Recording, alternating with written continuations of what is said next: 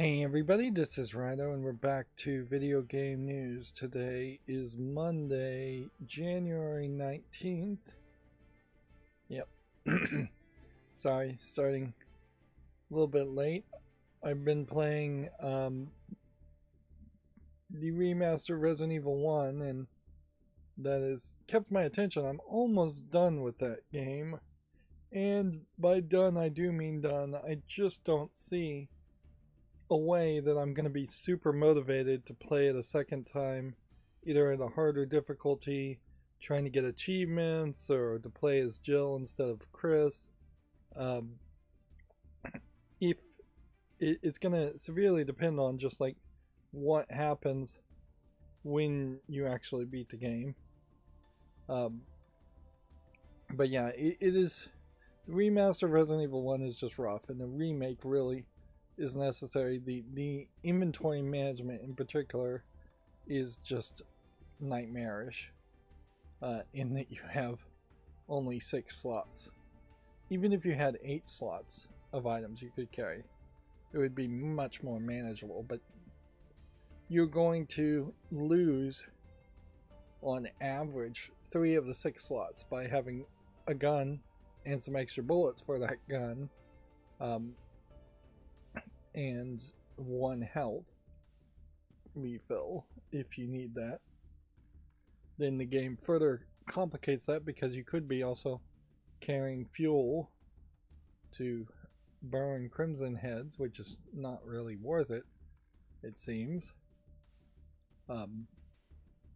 You definitely really shouldn't be carrying 2 guns, and you're going to pick up weapon ammo, so even if you tried to only have the ammo that was in the weapon and not carry extra ammo, it wouldn't go very well for you.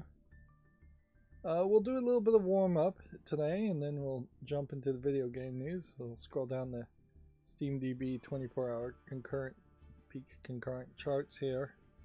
I am also now streaming at constant bitrate. I've looked at that a little bit, but not a lot.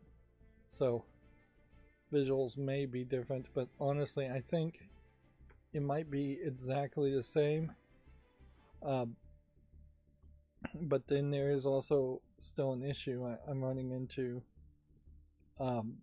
with audio getting choppy, and I think there is either something really wrong with my computer, which it feels like it's just always been the case that there's been something wrong with my computer that just pops up here and there, or maybe it's just a USB plug.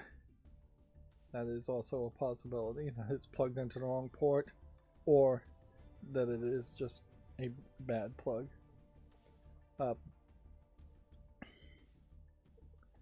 yeah, as far as what else I've been doing, other than playing Resident Evil and sleeping still a ton more, I made some significant progress in Memento Mori. Not that I think anybody really cares about Memento Mori, but apparently when you get to level 360 as a group, as far as leveling up your characters, you unlock a weapon sync ability, which lets you have 2 really high leveled weapons synergize and sync to a 3rd weapon at first, and then the next option is to have 3 different high leveled weapons synergize for a 4th weapon, which would have you focus on,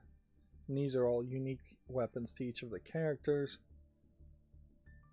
So that's 7 characters that you would mainline as far as your strongest, best characters, which is not a bad number of characters to mainline and focus on, since you can only have 5 characters in your teams and a couple spare characters from the main 5 makes some sense. But yeah, it is very late game as a feature, and it's just one more feature Memento Mori hides from the player when you first start. That uh, much like Vampire Survivors, although I think Vampire Survivors is worse in this case, there's just a lot of hidden depth stuff that is not unlocked until later. And there's much more of an excuse for why Memento Mori would do that, in that it is a um, mobile game that is just constantly getting updated, whereas Vampire Survivors is a PC game that may also have been constantly getting updated in its heyday, may not be getting updated as much nowadays, although I wouldn't be surprised if there's still updates happening. Let's look at the most wanted wishlist games. I looked at this pop-up, and I'm gonna try to dive deeper into the JavaScript so these pop-ups stop happening, since they are just visually in the way. I imagine over this weekend, which includes Martin Luther King Jr. holidays, not too much new is happening. I have been doing some cleaning and decluttering. I actually did manage to get to my laser printer, which I had stupidly moved out of the way and unplugged, so I got back to having it in a proper place, hooked up, wired, and all of that. So I was able to print out the very important form that I need to get notarized. However, I have not motivated myself enough to actually get to the notary and have it notarized, and I'm kind of limited on time here, but it is something that I generally struggle with. It's just the hassle of getting up and about and outside my house. But yeah, I took steps there. I went back into my Lego room and started to pack up more of my Legos, which are in a very poor state. I'm going to have to basically go through every single set instructions and try and make sure sets are actually assembled correctly, because yeah, I had some kids that played with them, and I don't really mind kids playing with the Legos, but it certainly then created a situation where a lot of pieces got taken off of one finished set, like the tires off of a car were removed, for instance. So now I need to put everything back. But yeah, Legos are toys. The bigger loss certainly with Legos is that they also are fairly fragile, and some pieces are, and so there's more broken pieces than I would have liked. And I can't help but wonder if, unlike some kind of vintage clay decoration knick-knack that previous generations may have collected, having Legos on your shelf is fairly limited, in that even sitting on the shelf being untouched, the plastic may just be slowly breaking down, becoming brittle, and just doesn't have that longevity one would like to have as a knick-knack on a shelf. Yeah, it's potentially the case that no Lego would really stand the test of time to make it to being 100 years old, to becoming a true antique. But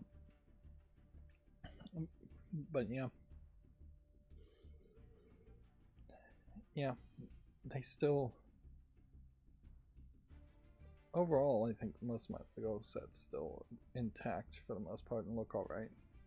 But it does also certainly suck that just a lot of it's getting put in bins and boxed up and for the temporary time to just clean and declutter the house, and then it'll be a whole nother, perhaps more enjoyable experience later to unbox all of that.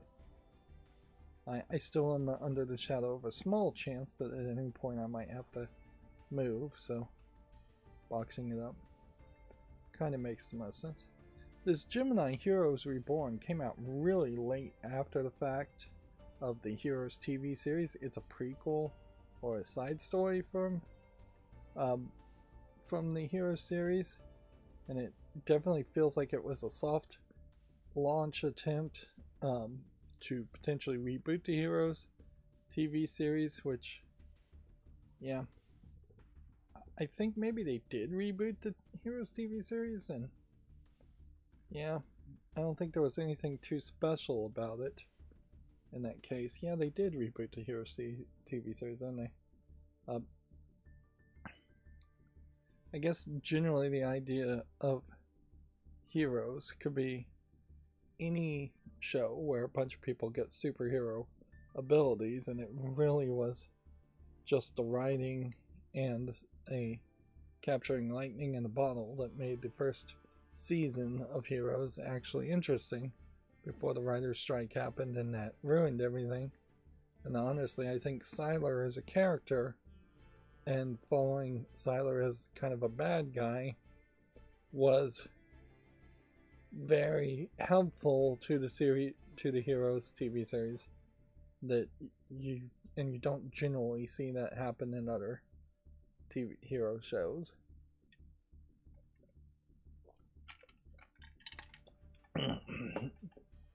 Effectively, CW set a template for a lot of superhero shows, and CW being owned a little bit by Warner Brothers at some point set this precedent that none of the Warner Brother DC type characters would show up anywhere else on any other channel.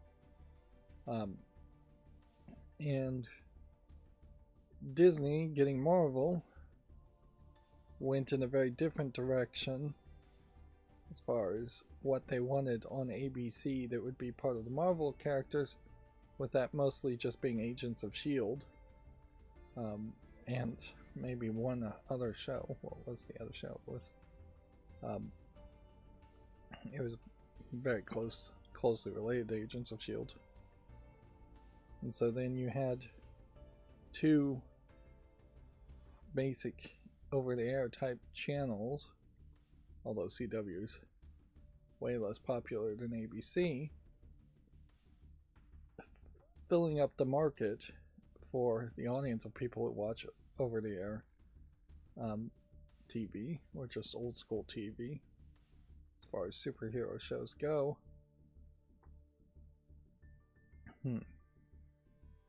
Yeah, and I think it would definitely be a mistake to try and reboot Heroes a second time when you could make any new show where people have superhero powers. And there have been several shows like that that go in several different directions. A lot of them are British shows, I would say, also. And perhaps the idea of doing live action characters with superhero powers is part of the problem too, and it's just too much special effects budget for any TV live action production these days. And yeah, when you do see that big budget, you have things like The Boys or Unbreakable. Is that the name of the cartoon one? Invincible, not Unbreakable. So yeah, The Boys is probably the biggest budget example of superheroes in live action, except for movies, which obviously are big, and movies certainly have created a lot of saturation for all of those kinds of events. And it certainly does make sense that movies should be big and spectacular, and superheroes should be in big and spectacular experiences.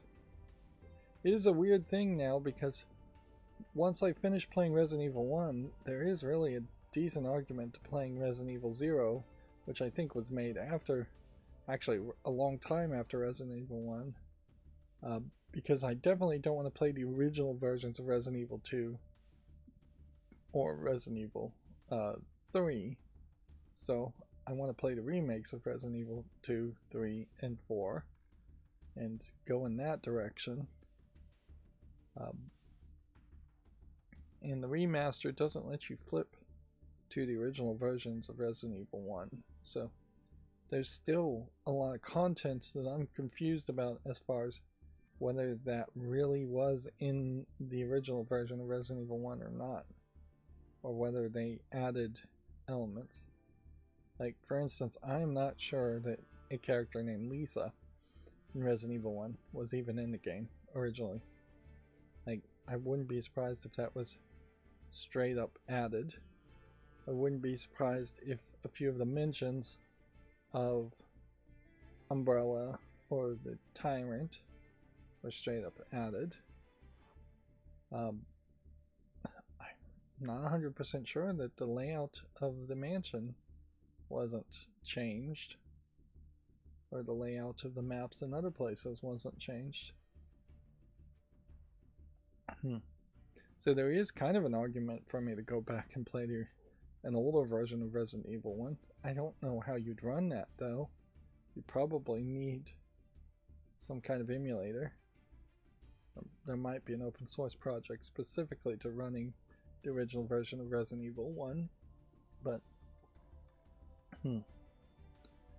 the version on Steam that I'm playing is, I think, really the right version to play if you're going to play any of them, but really they needed to remake the whole game.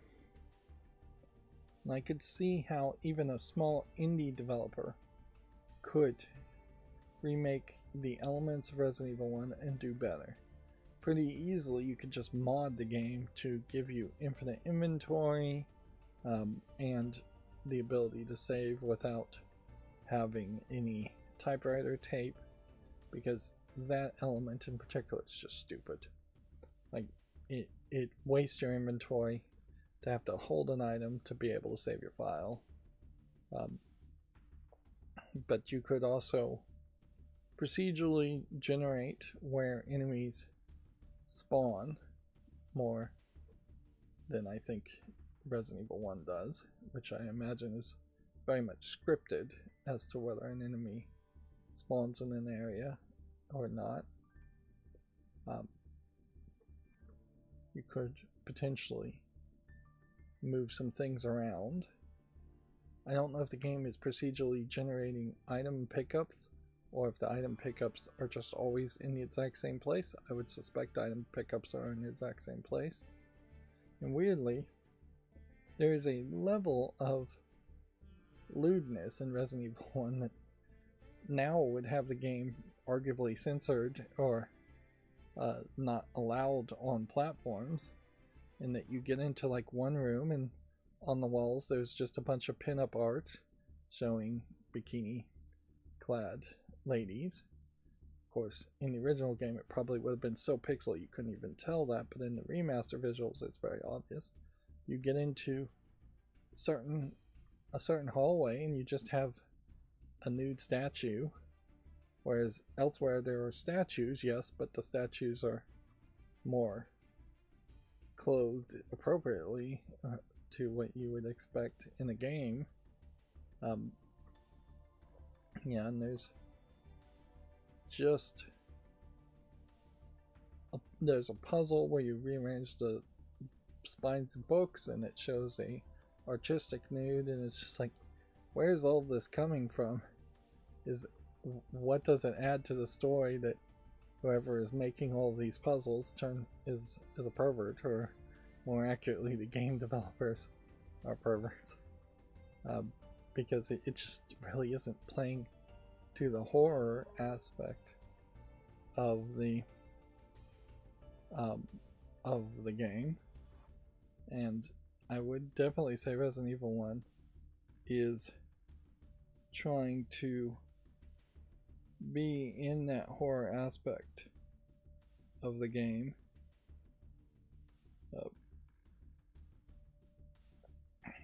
And not trying to be action-y at all. But yeah, there's weirdness there that I just don't think continued on that much. Although, in fairness, even the original Resident Evil 4, so 4 games, 5 games later, you still have the air of some dirty jokes and leering at the president's daughter. So it's not completely missing from the series. And even some of the newest games, fans have looted some of the characters and have fallen in love with the big tall witch lady, certainly. And there's plenty of mods out there for people who want that. But yeah, it is an odd match for a horror game. Although not that odd, really. If you think about horror movies, how often is it that there is some level of crude visuals in most of the horror movies? Only, I'd say, really, the Saw series has been weirdly chased there, although there is one Saw movie with actual nudity in it. The rest has been fairly chaste, but if you go back generations to like the Friday the 13th series, it's all a bunch of teenagers getting it on, then getting attacked. So there is a history to the idea of a little cheesecake in horror movies, so there should probably be cheesecake in horror games. I know I'm probably rambling here, but it is frankly strange how little adult content is in mainstream games. Yeah, it really shouldn't be a big deal that there's some of that in Witcher 3, for example, and yet it was a big deal. And even now, trying to play Witcher 3, you run into a risk of things getting strikes on your channel, for instance, just because of a scene here or two. And there's just no consistency on YouTube in particular. I'm still playing Pokemon TCG Pocket on top of playing Memento Mori. As we scroll down the gacha charts of sales. Yeah, they brought back the limited time Deluxe EX pack, so I'm just dumping everything I have into getting all those cards once again, since they're limited and you can't get them later. Or maybe they're going to unlock those packs once every month or so. But otherwise, I still feel like I have a decent amount, if not almost all, of the cards. Or at least the first year cards. I'm very close to having almost all the first year cards. And then that there's a possibility that the second year cards will be a struggle to catch up to, because I'm focusing so much on the Deluxe EX pack, which really doubles down on the idea of getting extra copies of the first year cards. Yeah, I'm still just doing the Memento Mori dailies and making more and more progress. It does make me wonder if something new unlocks at 360 when I really hadn't expected anything new to unlock at all. maybe at 400, maybe at 460, maybe at 500, maybe at 560, something else happens. Although, honestly, if I got up to 400 or 460 in the next 6 months, I would be making massive amounts of progress, because it just costs a lot of resources to get to that point. Let's look at the achievements on Resident Evil. I'm close to the end of the game, so I don't think there'd be anything too special here. It actually took me quite a while to die the first time. And yeah, it seems to me... Oh, these characters are called hunters. Good to know. But the spider is called Black Tiger. Okay. So there's an achievement here, and I'm not going to go over any of the blurred ones. It says, like taking candy from the baby, finish the game on very easy difficulty or higher. Only 27.4% of players got there. Honestly, I think that is probably an indication that I would have to finish the game on a higher difficulty.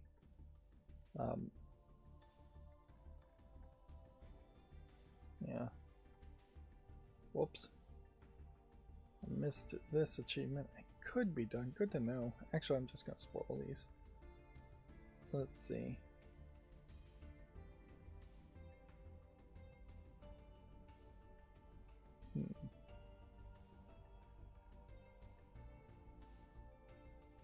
So it seems to me like a lot of these achievements are just finish the game using Jill.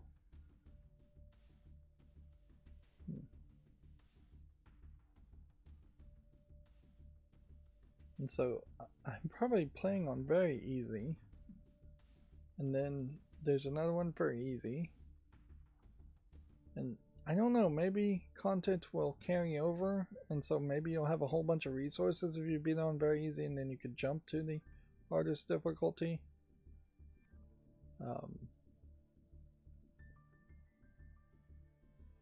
But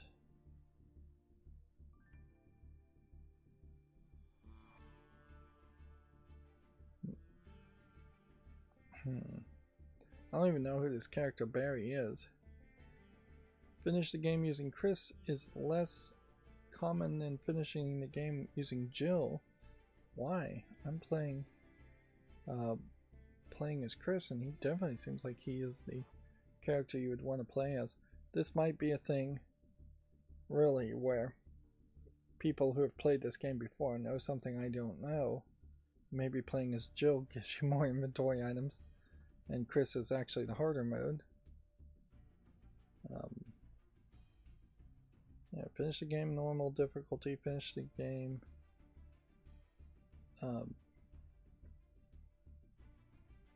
with Jill and Chris. Finish the game in 5 hours. I definitely am not getting that achievement. Finish the game on hard difficulty.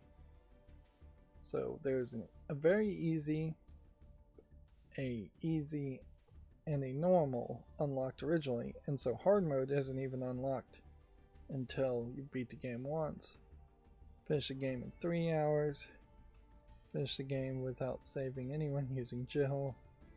Visit all the places in the map. I may get that achievement. Finish the game without saving. That seems kind of crazy. Finish the game without saving anyone using Chris. Obtain all weapons, obtain all costumes. Finish the game in real survivor mode. Finish the game using only your knife. That's insane. Finish the game in invisible enemy mode. That's insane.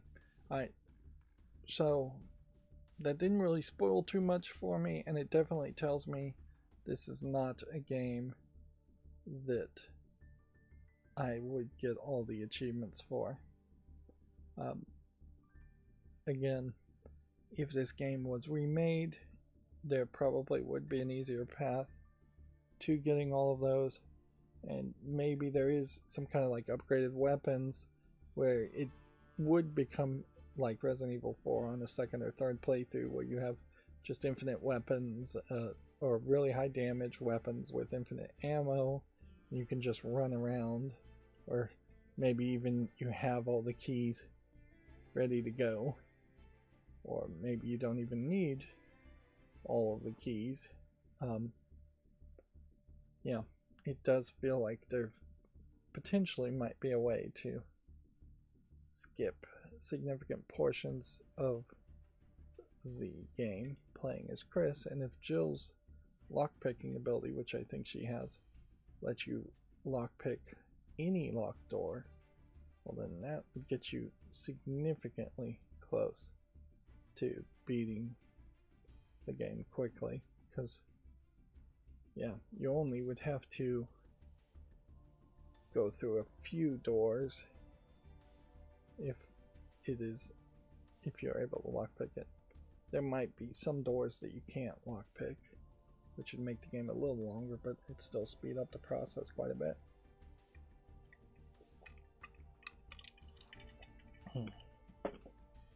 But again, I just don't think in its current state this version of Resident Evil 1 is worth doing that. I'd rather just jump and play Resident Evil 0, which playing Resident Evil 0 may not be worth playing 2 times in a row. And it might just be better to play Resident Evil 2. And by the time we play the remake of Resident Evil 2, that probably would be the games worth thinking about playing. I posted the events as a community post on my YouTube page for every event that is happening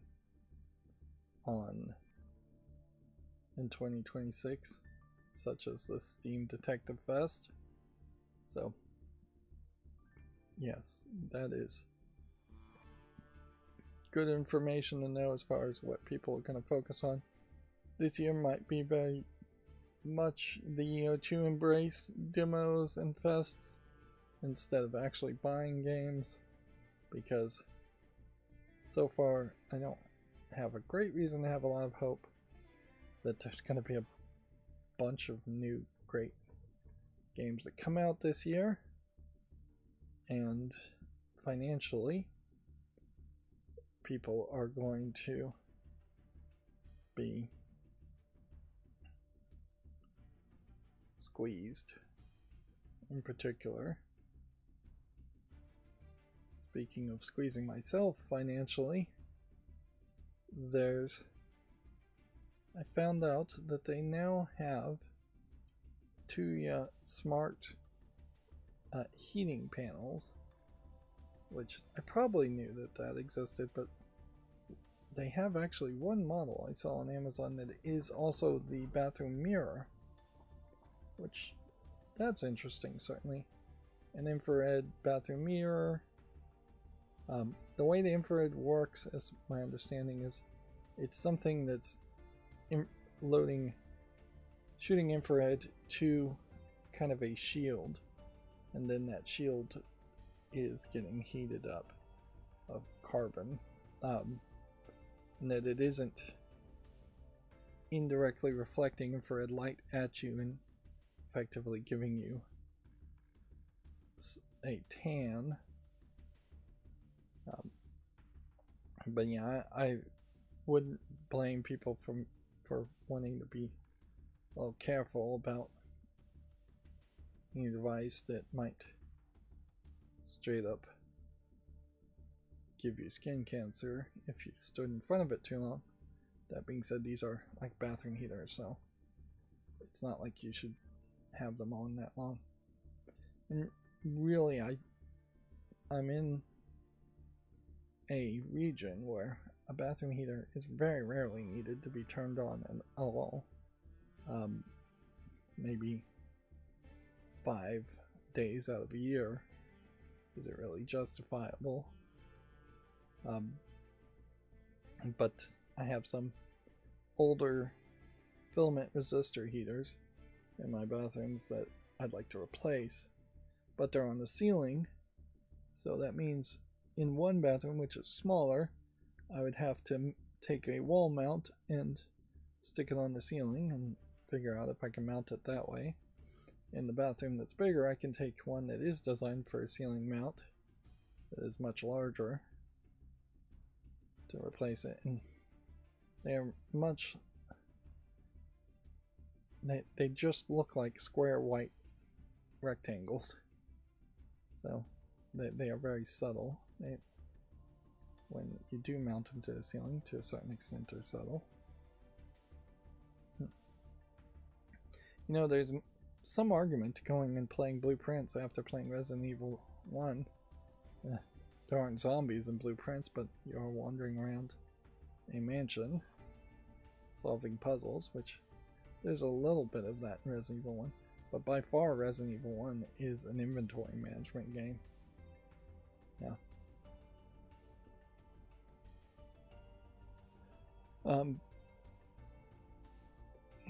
Yeah, I'm gonna wait though for any of those space heaters that go on sale before I would even think about getting one, and I'll get the smallest one available. And that would just be yet another electrical wiring project for me to do, and I'm capable of doing electrical wiring projects. I've just not been energetic enough to actually try any of them lately because I've been focusing on other things. I feel like I am making a lot of progress cleaning and decluttering, but also I feel like there's still stuff that needs to be done. Yeah, it's potentially going to just sneak up on me that after April and taxes get done with, that maybe I would have my house clean enough that I could start renting some rooms out, which is desperately needed. Like, we could all use that extra income, certainly. Particularly a shopaholic like me. Still don't see any Steam Deck refurbs. No surprise there. And I imagine we won't see anything big happen here as far as swings.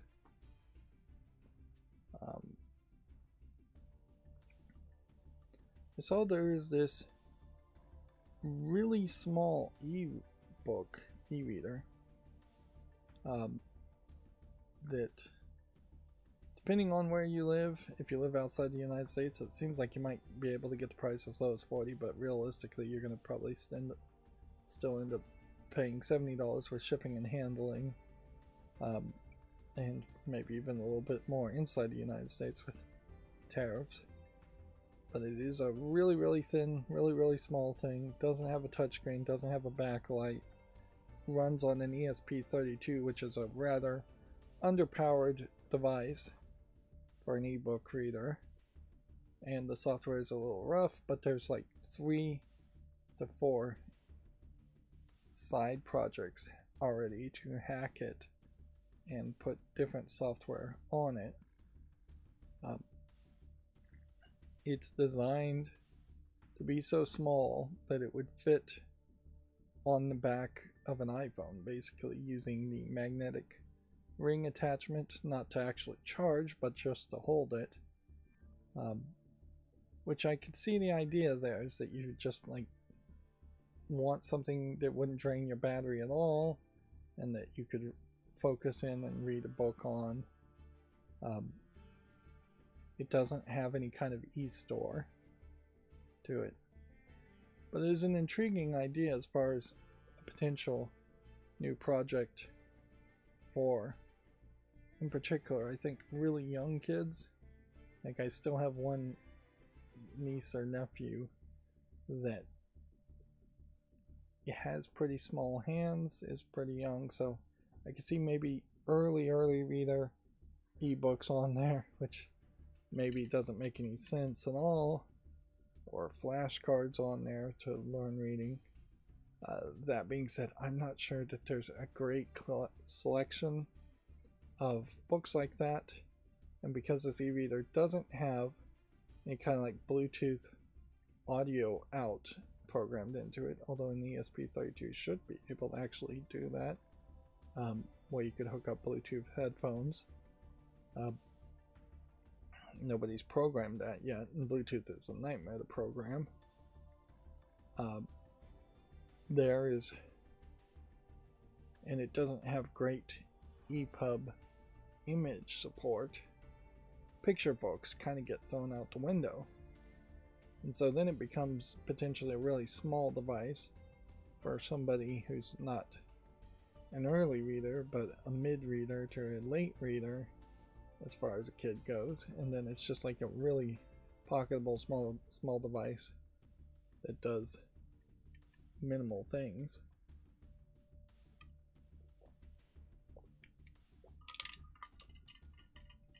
So it's really a project to watch, I think, more than anything. And because it's just like one device in particular, instead of a whole class of device, I don't know how many people would try and hack it. It kind of sucks that it doesn't have a really cheap touchscreen on it. It certainly would make some sense if you could even just have a 3x3 grid on the screen. That would be good enough for most things. 16x16 grid would be better as far as page turning and inputting numbers into like a calculator or something like that. Instead it has like 4 physical buttons and that's it. And yeah, I don't think I have the actual name of it to show it. But yeah, the old days in which you could get a Barnes & Noble Nook and hack it, or a Amazon Kindle and hack it to do some really interesting things, have mostly died down, mostly because the Kindle is the only thing that's actually still easy to get, and even if you got a refurbed one cheap, the battery is going to be shot, and so hacking it only gets you so far. And ebooks in particular have not been embraced as much as I would like them to be, and so you have a lot of Amazon encrypted DRM ebooks taking over the market in the same way that Spotify has taken over a lot of the music market instead of MP3s or FLAC files, which is really what we should be using. But yeah, the cost per reward severely got reduced also when it just became necessary for everybody to have a cell phone. It's kind of ridiculous to have a separate device if somebody is going to have a cell phone. Again, it gets back to kids, and most parents these days would rather have kids have a cell phone so they could call their parents instead of just some ebook or limited device. Alright, let's go through the Video Games Chronicle news now. Let's see. Ubisoft is updating 3 classic Far Cry games to run at 60 frames per second on modern platforms. That is Far Cry 3, Far Cry 3 Blood Dragon, and Far Cry Primal, set to receive updates this week. Interesting.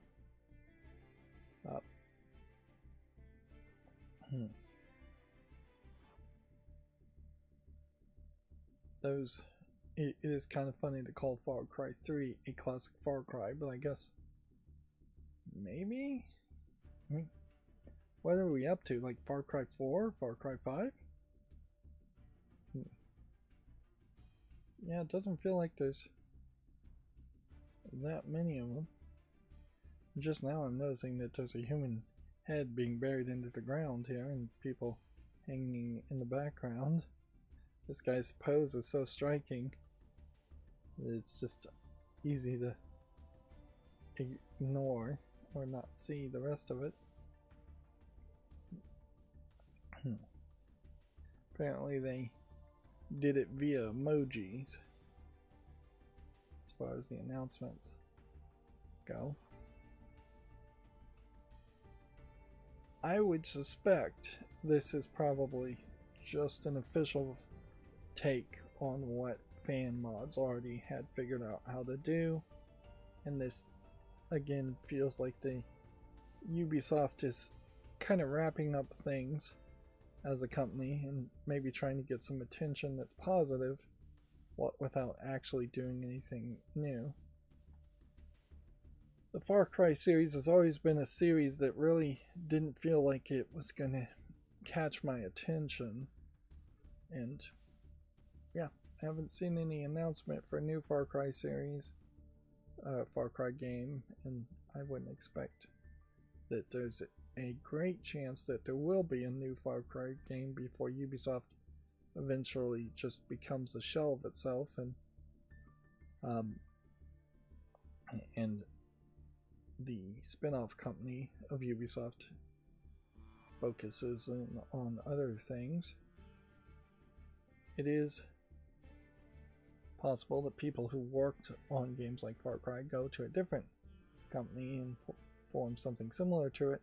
But I'd also say the formula of Far Cry is kind of dated too. It's just not as appealing as it once was.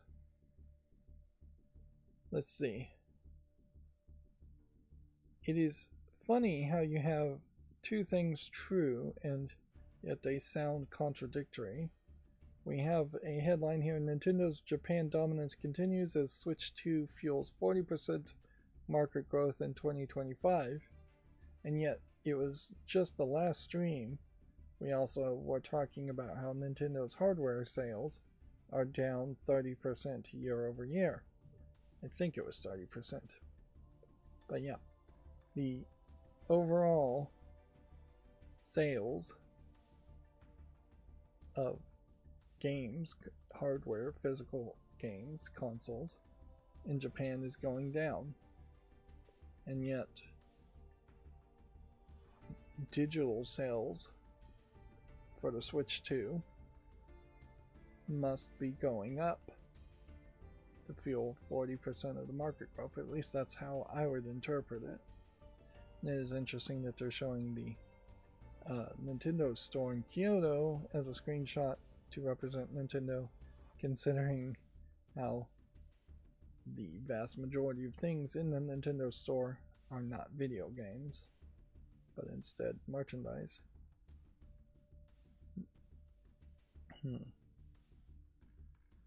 But yeah, the Nintendo consoles, the Switch 2, are the only consoles being bought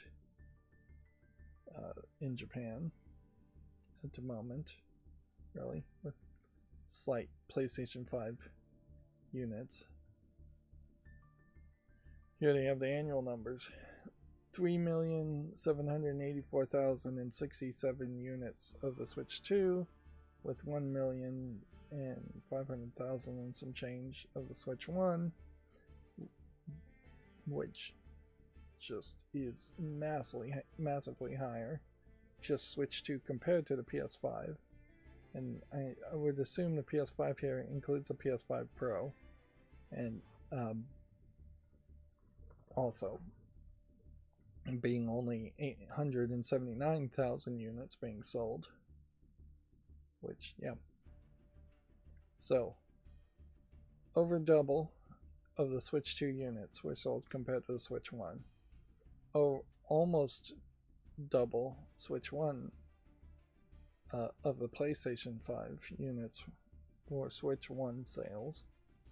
And it is a massively larger number as far as Xbox. It's not even worth mentioning the 31,000 units in as far as Xbox sold last year in Japan, or the 1,000 units of the PS4 sold. They don't even really matter. Now, some of these charts might not be taking into account other consoles that would be smaller and less noteworthy. But there really aren't too many other consoles to think about.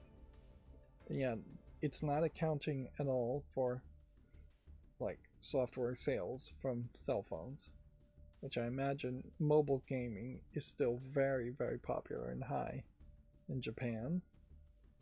And it's not accounting for PC sales. Like they're not saying, hey, gaming PCs in particular were this many units sold in Japan, or laptops, gaming laptops. And it's certainly not accounting for units being sold as far as games on Steam.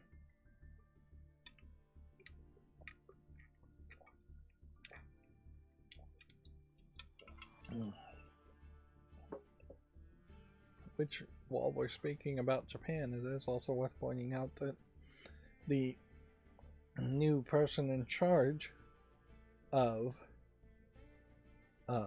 Japan, new prime minister, just dissolved their parliament for a snap election. So, as somebody in the United States, I don't understand that whole system in which the parliaments, the Congresses in the United States, it would be the House of Representatives and the Senate, can just be dissolved by the elected leader for new elections at any time. It seems like that would just cause a lot of extra chaos. And it doesn't seem like there's enough separation of the branches. Not that the United States political system is by any way means even good, let alone the best system that's been found. But yeah, there is definitely an argument that the Senate and House of Representatives in the United States should be automatically dissolved if they fail to come to a budget consensus before going out of session, or arguably they shouldn't be allowed to go out of session ever in the first place.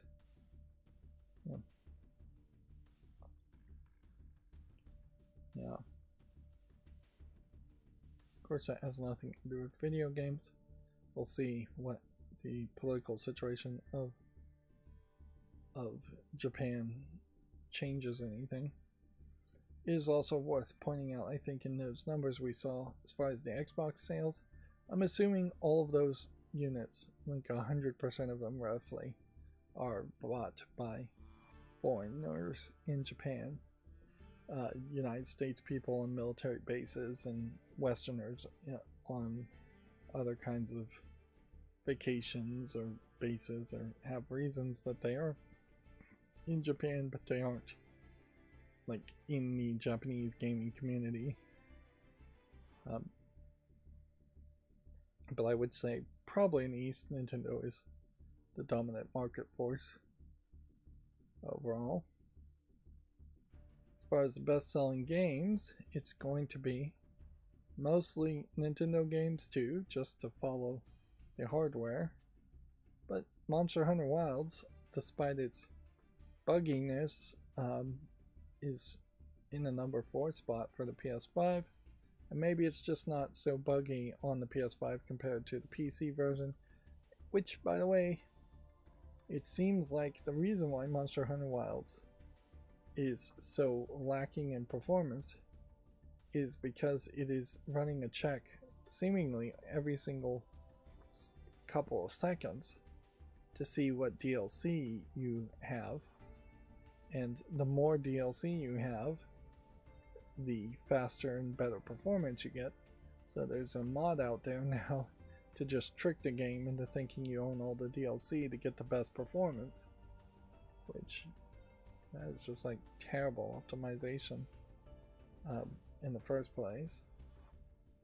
But it also, I think speaks to the ridiculousness of what this DLC must be, that they're just constantly checking to see if you have the rights to see a certain texture or to get a certain item. After Monster Hunter Wilds, though, it's back to switch, switch, switch, switch, switch, and switch.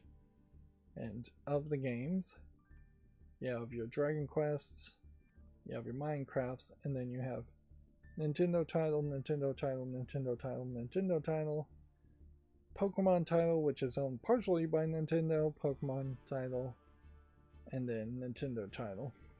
So, first party games being the things you buy for the Switch, which the Switch is particularly not that cheap to only be buying first party games. This Momotaro Dentetsu may be a third party game, and Ghost of Yotai is in the 15th spot. Then Demon Slayer is a third party game, and then Mario Galaxy plus Mario Galaxy 2 sold pretty poorly, but made it into the 20th spot. Yeah. So Nintendo really sticking to that same idea.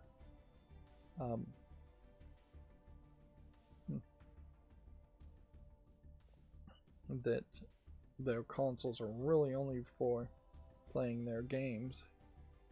But if that is the case, then Nintendo needs to be a lot better about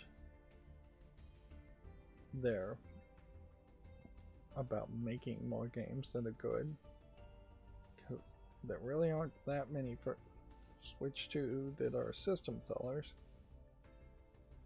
Moving on, fire crews were called to Rockstar North building after a reported explosion in a boiler room.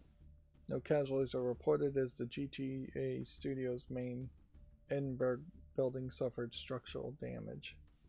So it sounds like a boiler exploded, which, if that is the case, I would have to assume the boiler was not being properly maintained, which, for any business, that seems kind of crazy to not have that level of maintenance.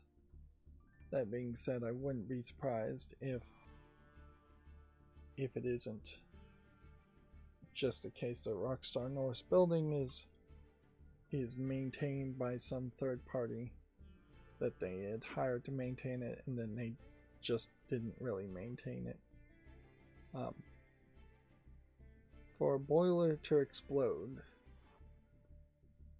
it means pressure relief valves would have to be rusted over, or non-existent, and then there would have to be a really old boiler. In the West, in the United States, like I have a gas water heater, there is a pressure relief valve that is really just a spring at the top of the water heater boiler. If that was rusted close, then yes, pressure could build up. Not likely going to happen though, because there's no water really that would rust it closed unless it got water from the outside on it, and the hot water pressure would also have to get so high that it wouldn't be bursting out of faucets or pipes in the wall first, because that's really where it would go first and foremost. Is that it should, I guess they don't really design it this way, but it really should be the case that if your hot water heater or boiler started to get too high, something more visible should break first. Now I'm saying hot water heater because that's the equivalent. I imagine the boiler in Rockstar North may have been used for like radiant heater, but still, then shouldn't the radiators in the rooms have some kind of pressure release valve or something that would spring a leak there before a boiler explodes. Maybe not. Maybe that setup is just under a higher level of pressure for floor radiators or like wall radiators.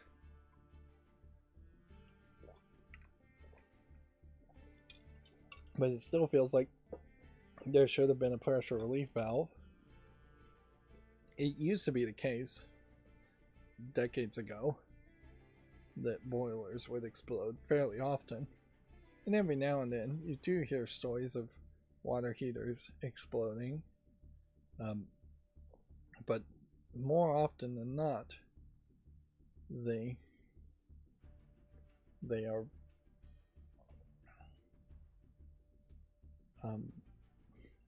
they're just going to spring a leak and not actually explode. This is the Edinburgh office that fired 30 staff members, so maybe this call, this union busting thing, was totally made up. Maybe there was no boiler exploding. No, that can't be the case because firefighters actually worked to secure structural damage at a commercial building. And they left the scene at 9:21 a.m., which means it seems like it probably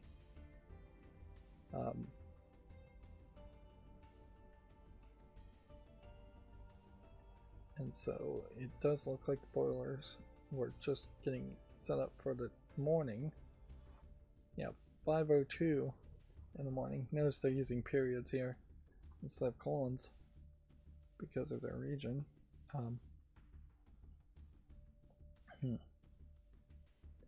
So it'd be funny, I guess, if there was some sabotage here, but it looks to me like it, on the face of it, doesn't seem like there would have been any of that. Somebody would have had to sneak in the middle of the night or at the evening the day before, done something to the boilers so that they would explode, and yeah, they would probably be mentioning that at least there was an active investigation going on. So it does really seem like it's just a coincidence. And yeah, we could get conspiratorial, but there's really no reason to, unless somebody starts making accusations that this was anything other than an accident. We might as well just stick with that.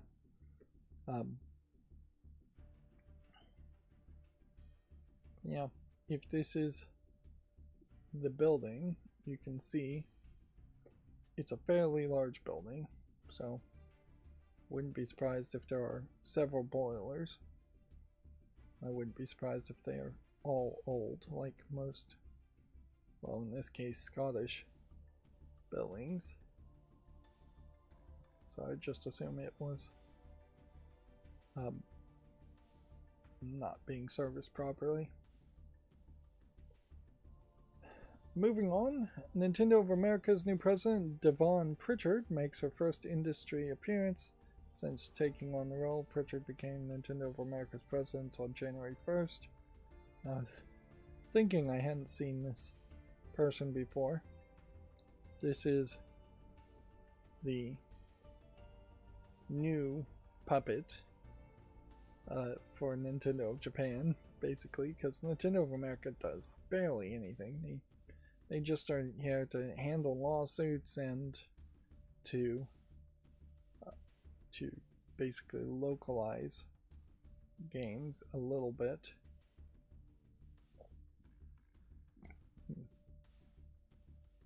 But yeah, I imagine Doug Bowser may have been handpicked by Nintendo of Japan just because Bowser was in his name. And Devon Pritchard may very well have been just handpicked to be because she's a woman. But it is certainly insulting to all womankind to just assume that. It's possible, but it's also possible she actually knows what she's doing. We definitely need to Um,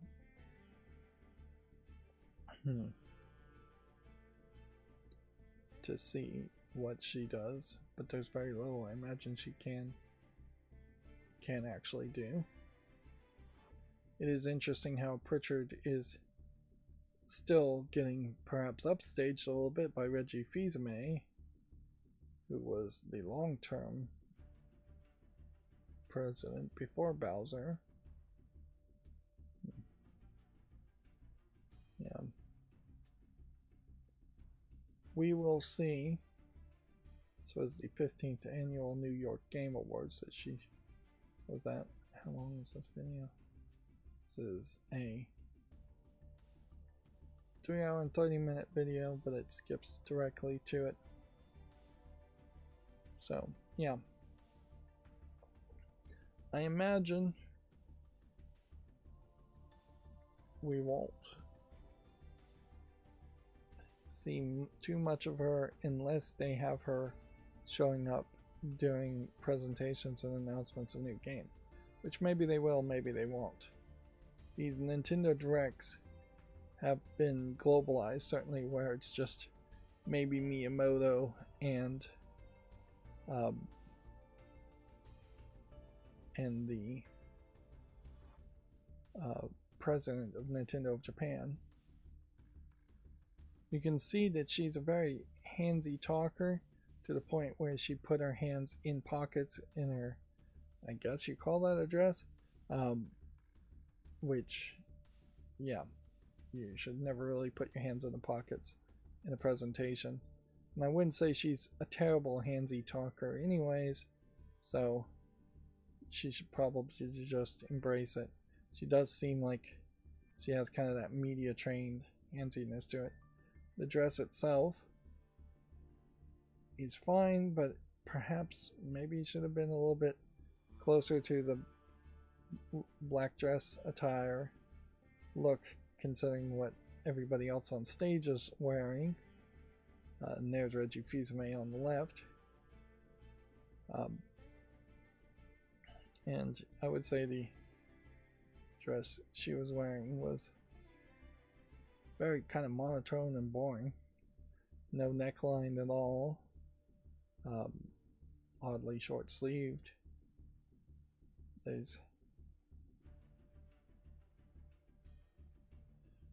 There's something certainly about it that is giving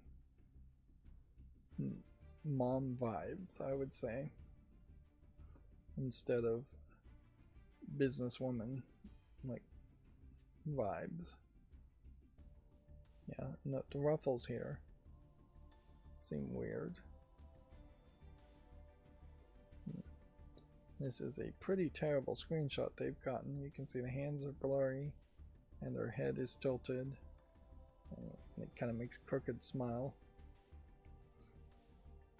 Definitely not an official picture. And the fact that she wasn't on stage, I think, also says something too.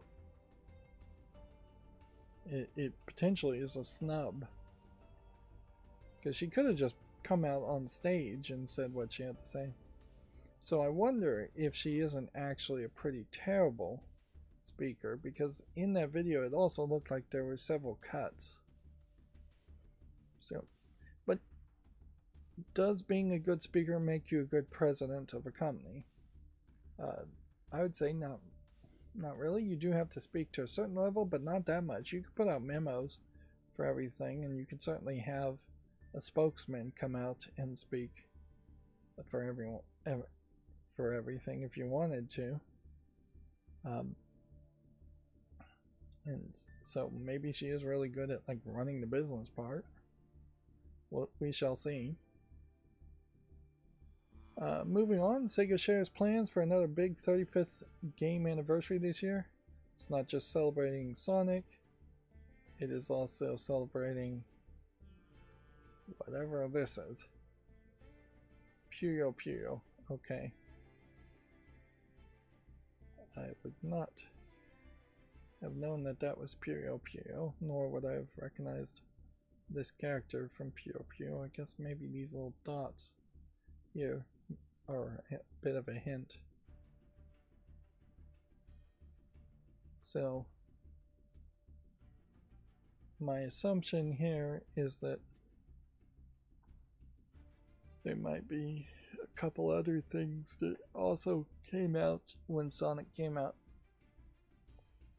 Because I guess if we really think about it, the first Sonic game would have come out with the Master System, or the Mega Drive, or whatever the first Sega console was. And so during that period, they probably tried to put out several games. Sega did. And Super Mario Bros. 1 probably celebrates an anniversary with several other game series. It's just that the other game series probably aren't that relevant. So, yeah, in a few years we might have a 30th, 35th anniversary for Super Mario Bros. 1 and a 30th, 35th anniversary, whatever year it would be, of things maybe like Punch-Out. But less to really say about Punch-Out. There's been 3 Punch-Out games, and only one of them is really memorable, and it's not even the first arcade version of the game. Moving on, Marathon's release date may have been accidentally shared early on the Xbox store. Bungie had previously said the game was planned for a March release, but hadn't given a date. So now the speculation is March 5th. Doesn't really change much.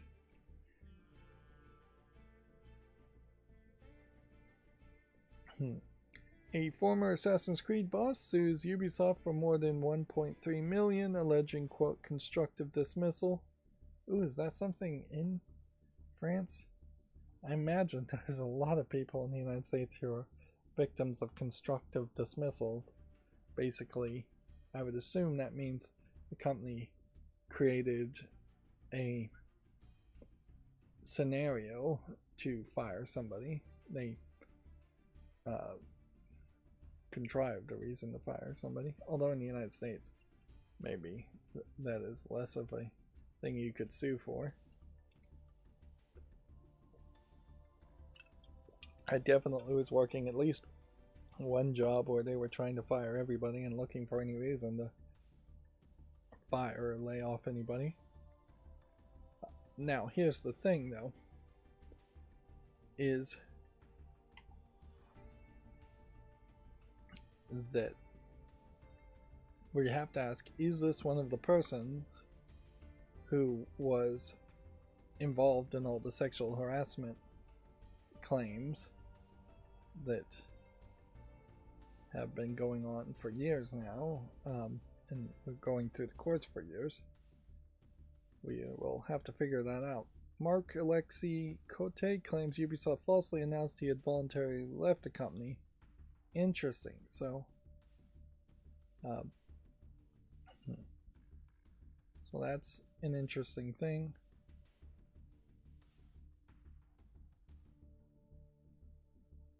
Last October, Ubisoft's new Tencent-backed subsidiary Vantage Studios started operation overseeing the company's 3 biggest IPs. 2 weeks after Vantage started, co-CEOs Charlie Gilmo and Christopher Duranis emailed staff and posted a press release claiming that Cote had been offered a leadership position at the subsidiary but declined the offer and had decided to leave Ubisoft. Okay, so this doesn't seem like this is one of the people that was involved in the other controversy, at least enough that they were fired at that time. Later that week, Cote released his own statement claiming he didn't resign and was asked to step aside by Ubisoft, who had decided to transfer the leadership of the Assassin's Creed franchise to someone closer to its organizational structure. There was an original creator who was in charge of Ubisoft, Assassin's Creed, back when Assassin's Creed 1, 2, 3 were all telling a interesting story in the present day timeline part of those games. But I don't know if it's this person, because I think that person left a long time ago. A different position was mentioned, but it did not carry the same scope, mandate, or continuity with the work he'd been entrusted with in recent years. So now he's taking them to court, citing constructive dismissal and claiming more than $1.3 million in severance pay and moral damages. Interesting, claiming moral damages is a thing. Inherently, there is this problem that if a company ever offers you a promotion, you have to take it. And that feeds into people getting promoted above where they are actually qualified, and it feeds into what is that phrase? Being promoted to the level of incompetence. But yes, it also increases to just the impoopification of businesses overall. But if you turn down a promotion, the company, like a snubbed suitor, gets incredibly jealous on that, and it is their default thought to then get rid of you. And they, in the same meeting, very often you'll be laid off if you don't take the job, because their plan was not to really offer you the job. The plan was that they were going to force you to take the job or fire you. And often some of these promotions are not really promotions, it's just a new title with the same amount of pay and extra workload. So the only advice I can really give people is, if you are offered a promotion, take it. If you really don't want that job position, take the promotion and start looking for a different job and quiet quit. Like, that's really all you can do. But you can never turn down a promotion, because you'll just be fired on the spot. And that seems like exactly what's happened here. And if you have enough lawyers, yes, you could potentially, if you're in certain countries, sue for $1.3 million in severance and moral damages. But yeah, there is a lot of extra work you have to do to see if this pays out, and this definitely might come down to a he said, she said scenario, where it's probably the wrong phrase to use, where one side is going to claim that he quit and thus he's not deserving in the severance, and he's going to claim that he was effectively offered a different job that was not in lines with what would be acceptable. Because yes, you can be claimed you're being fired if somebody is saying, we're firing you, but we'll hire you on at a lower paying rate. In the United States, I think it's like 30% less than what you were getting before, which is, it's crazy that it's any percent less than you were getting before. But you know, unemployment is a nightmare in the United States, and so there are these ridiculous ways in which you can be fired, and unemployment can deny you because you didn't accept the job offer from the people who just fired you, if it is 10% lower or 20% lower pay.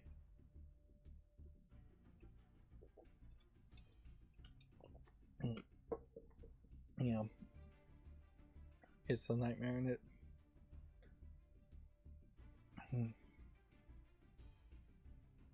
So, is there anything more to the story that we can take from this?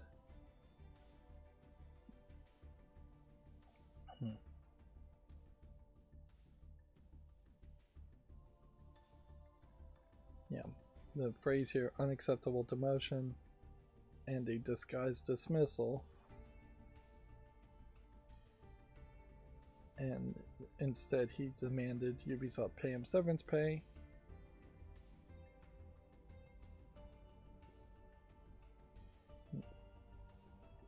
And so, yeah, they were going back and forth on this, and he was thinking about it for a while, and then they were dragging their feet. And instead of paying him the severance, which would have been the smart move, they just said he left his position.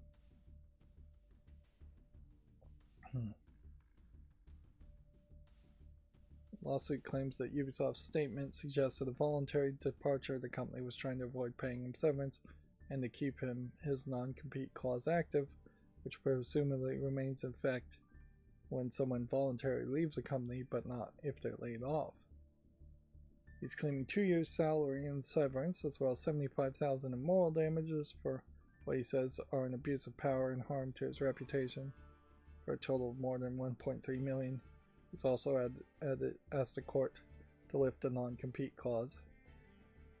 So yeah, he is seemingly looking to go and work somewhere else quickly too. Yeah, and frankly, Ubisoft needs some competition. They don't want it. No company does, but they need some competition. And France having a few more video games companies would be nice, certainly. Alright.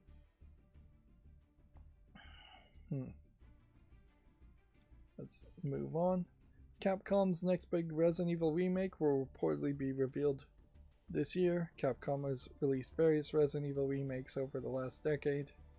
If this art is to be believed, it might straight up be a remake of Resident Evil 1, but I don't think so.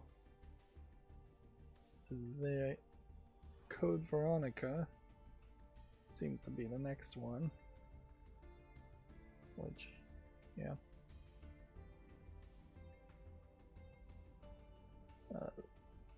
Previously, there had been claims that Resident Evil 0 and Resident Evil Code Veronica were in development.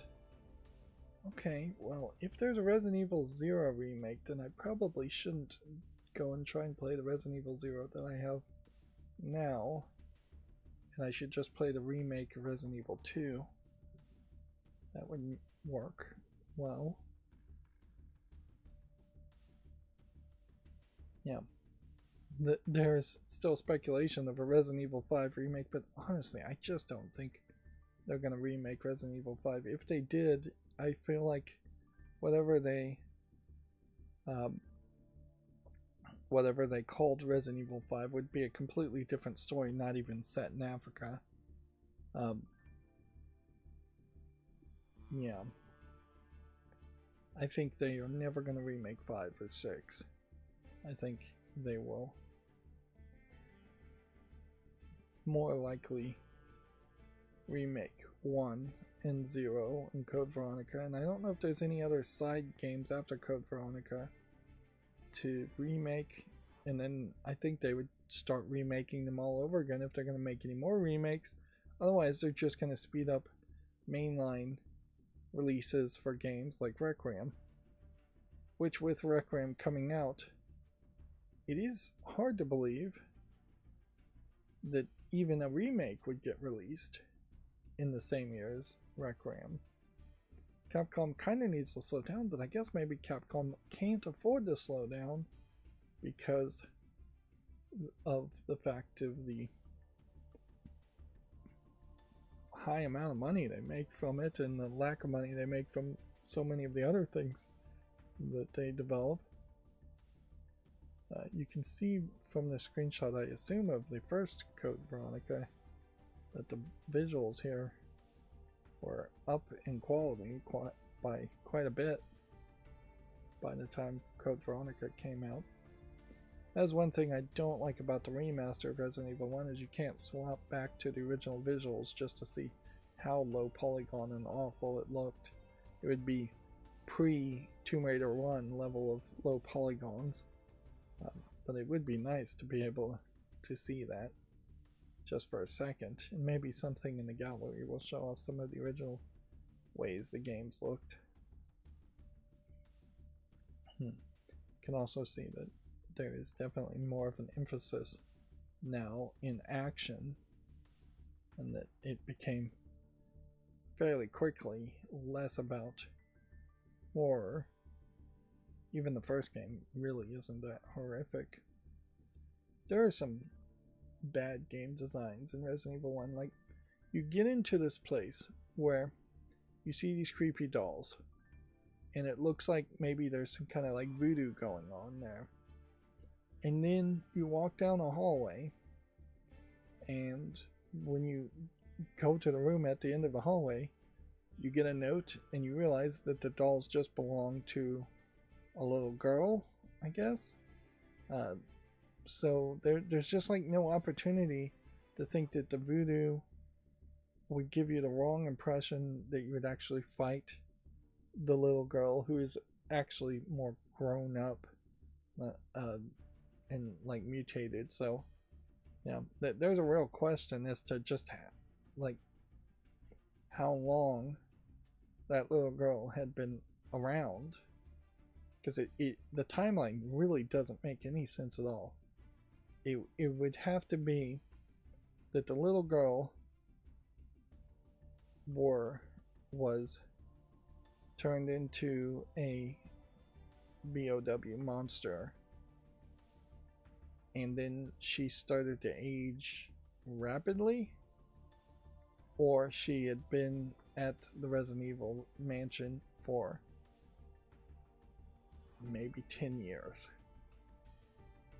And yeah, that neither one of those really make a lot of sense.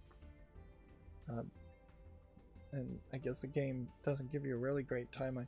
It does say dates on a lot of the notes, but I've been ignoring the dates on the notes, and you don't know really the date that you're at, so it wouldn't really help you that much.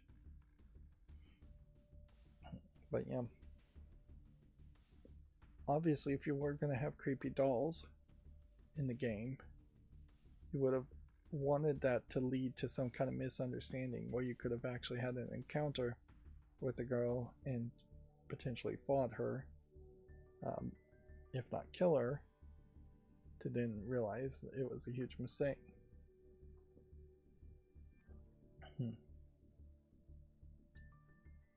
Alright, moving on. Sorry, here I'm rambling a lot today, it feels like. The Elder Scrolls lore master says he quit Bethesda after waiting 11 years to be the lead on Elder Scrolls 6. Designer Kurt Coleman claims Bethesda reneged on a promise to make him lead designer. Which, okay. Kind of stupid to stay that long in the first place, but I guess he was doing something. He was at the company for 20 years, and it really highlights how crazy it is that you're just kind of expected to work at the same company for 30 years plus. It's crazy you're expected to work any job for 30 years, most of your adult life, in most people's cases. And school, frankly, is just a lot of your non-adult life, training you to work. So yeah, it was initially planned to start Elder Scrolls 6 after Fallout 4 in 2015, 11 years ago. But then they made Fallout 76, and then they made Starfield. And so I see where the 11 years happened. Plus, the last 11 years have not been particularly great.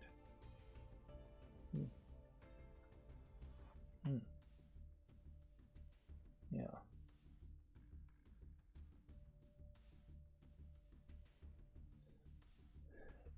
If anything, this is perhaps a lesson that other people should learn, to not stick to companies or trust companies in any way, because yeah, corporations are effectively fictional humans designed to not have any real human morals or values. But yeah. It also probably speaks to not staying with a company that, like Bethesda, that is just horribly run and managed. And yeah, I would hope that we would see potentially other Bethesda employees take the lead and also leave Bethesda. There probably are some decent developers inside of Bethesda, and a lot of them probably should have left as soon as ZeniMax and Bethesda were acquired by Microsoft. But yeah, if they left and made their own game like Elder Scrolls, then we would get a slightly different Elder Scrolls on a different engine that would probably be a lot better. It is interesting that competitors to things like Elder Scrolls are fairly different, like Baldur's Gate, for example. They just play differently. They have a slightly different feeling to it. I don't think the fans of Elder Scrolls games really care too much about the Elder Scrolls elements. They really just want a fantasy world where they can role play and have interesting stories, and certainly a competitive company could do that. Maybe not to the crazy scale of Skyrim, but maybe even Skyrim was a little too big, and maybe a smaller area is wiser. And Witcher 3 is perhaps a smaller area that I think does a lot better than Skyrim did, being made years later.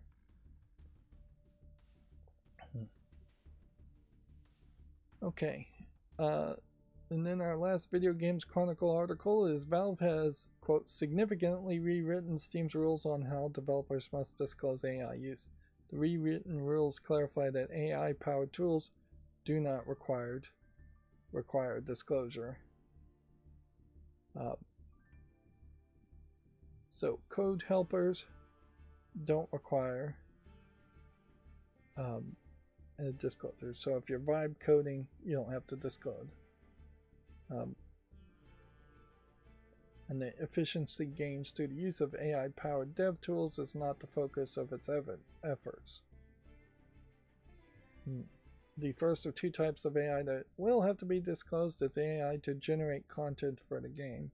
Well, immediately you have a contradictory thing here where vibe coding is generating content for the game, and yet they're saying you don't have to disclose that.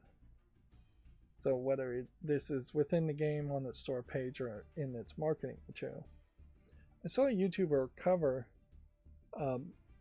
all the games that came out for the first couple of weeks of 2026, and there definitely seemed like there was a big trend of they estimated 40% of games used AI, with a significant number of them using AI to make the marketing material, which means the marketing material, the thumbnails, the capsule art on the Steam page is just not really indicative of what is actually in the game. So that's just bait and switch advertising at that point, and that a significant number of the AI disclosures were also butthurt about having to disclose AI use and were extremely defensive in how they were using the AI, where they would point to some other instance of somebody doing it worse to justify their use of AI, or they were extensively saying, well, I just did it here, but I didn't do it everywhere, as if that's really an excuse.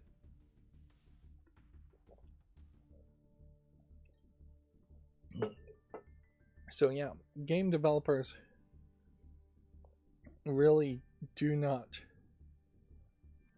seem to understand the complaints against AI as far as AI being based on other people's content, which they're not being compensated for, so it's stolen content effectively, or pirated content at least, and AI being horrible on the environment in particular, which not having to disclose that you're vibe coding doesn't help the environment any ways, or it doesn't help any of the programmers who actually wrote the code originally if you're vibe coding. Unfortunately, this is probably Steam really just kowtowing to the fact that if you're using Adobe Photoshop is going to have AI filters built into it, and so it's just going to be very much impossible to know if somebody used those AI filters in the process of making something to make a Photoshop image. And the same is true with any kind of like Microsoft Copilot developed being plugged directly into programming software.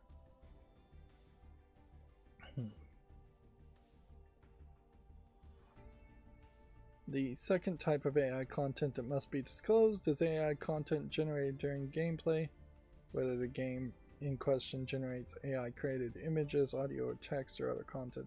So we've seen a few examples of these games where within the game itself it is plugged into some kind of AI large language module, and it is spitting something out at that time dynamically while you're playing.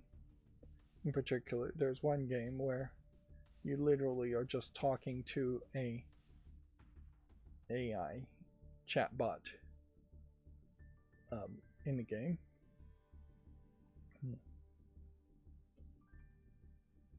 So I still feel like it's AI to generate content for the game versus AI powered tools.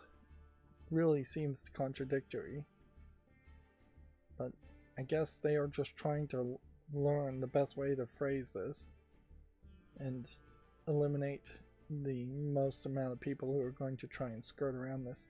The biggest problem though, is that there's just going to be a lot of people that frankly will not disclose anything and will just lie, and Steam I don't think has a good system to catch any of that, and people are going to just constantly downplay their AI usage even if it is significantly high, and it will be definitely the biggest players, the AAA, quadruple A game developers, that are going to scream the loudest about having to disclose AI use and trying to influence Valve to make it so they don't have to disclose they're using AI. And they are probably the ones that are most likely to push the limits of how AI is really used in the first place. Alright, well, before we jump into the Gematsu articles, I'm going to take a little bit of a break, so I will be right back.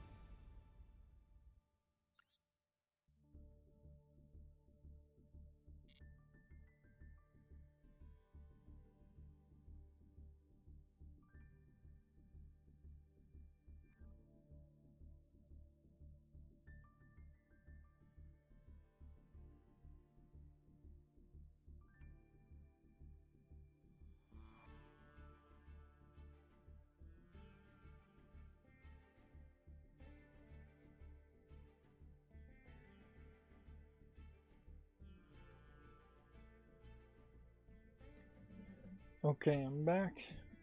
Boy, does nothing happen these days. Like, particularly, I guess, a lot is happening, but it's just not video game news or news I'm interested in discussing or even paying attention to. But, yeah, there's no sales, there's no news. I did finish watching the After Party 2. I forgot to mention that. After Party, and then the After Party Season 2. I don't know if they could really do a Season 3 on that.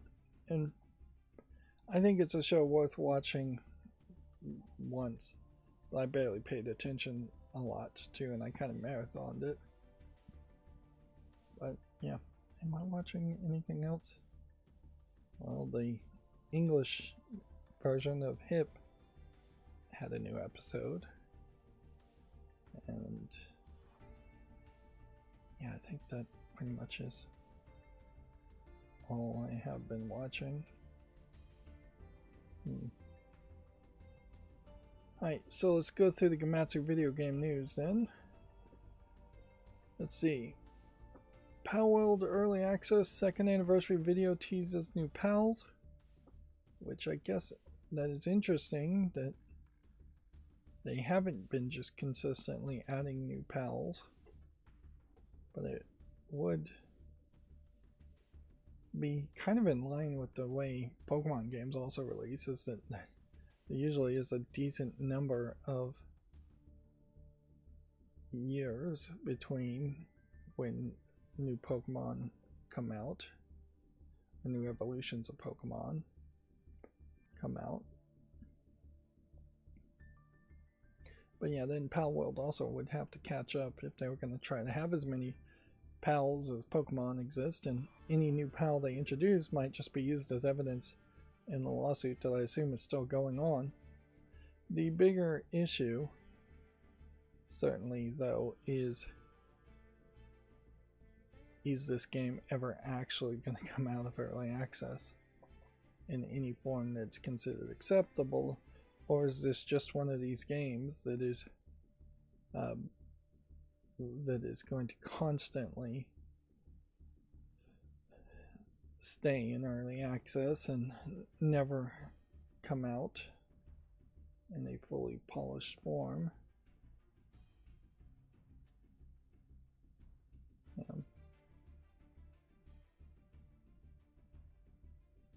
So yeah, we shall just have to wait and see, I suppose. And that's certainly part of the reason why I've never really considered seriously playing Palworld, is it is just not in a finalized form. In the same time, like after Palworld came out in early access, Digimon has come out. Maybe 2 Digimon games have come out. And you would assume that both of those Digimon games are fully released, not in early access, and have a full complement of Digimon, even if a lot of the Digimon are just based on previous Digimon games and animes, more than even the games. There have been several other Pokemon-like creature collector type games also that have come out around the time Palworld came out in non-early access form. So really it's starting to feel not that relevant to even cover 2nd anniversary video teases of Palworld. Moving on, Tides of Tomorrow has been delayed to April 22nd. Is this the one where they go under the water and it's kind of a horror game? There's a couple of games that seemed to weirdly be very similar. And yeah, the amount of people stealing ideas, or at least the amount of games that feel like they've stolen ideas from other people, and then all of them coming out at the same time, is way too high in the game industry. There aren't that many games coming out that you should have parallel thinking and the exact same kind of game. look at the movie industry, really, you don't have that much happening as far as movies coming to theaters. But I guess if you include the garbage movies made on Prime Video that are just trying to confuse people into watching the wrong thing, and that has been going on since the days of rental stores. Even there is a lot of that, but it really shouldn't exist in movies, and it really shouldn't exist in video games. If somebody has an idea, the next person should back off on it. That's what they kind of do in stand-up comedy. It's like if somebody has a joke, most other comedians will back off and not tell a joke anything close to that for fear of being accused of being a joke thief, with the exception of the actual joke thieves that don't care and do steal jokes. And usually these situations arrive where the jokes are very simple. So if the world of comedy can self-regulate and ensure that there aren't people making too similar of jokes, why can't game developers do the same thing? I just don't know.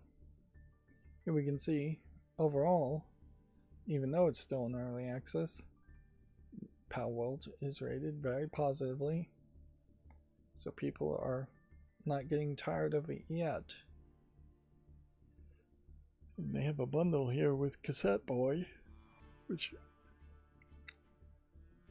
may be a little bit closer to an old school Pokemon-like game. I'm starting to yawn, sorry.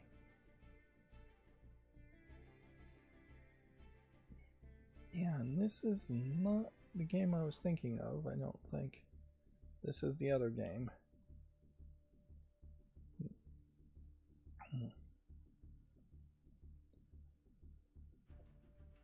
Let's see if this video plays without any frame drops.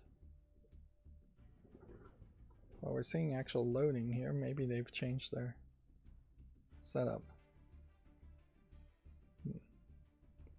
This is the one where it's more of a conversation going on. If anything, this might be closer to a BioShock game, or a BioShock inspired game, from the looks of it.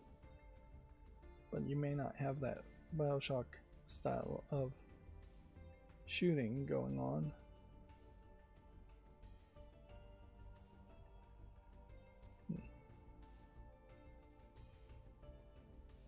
Yeah, it doesn't feel like the video is doing terrible here.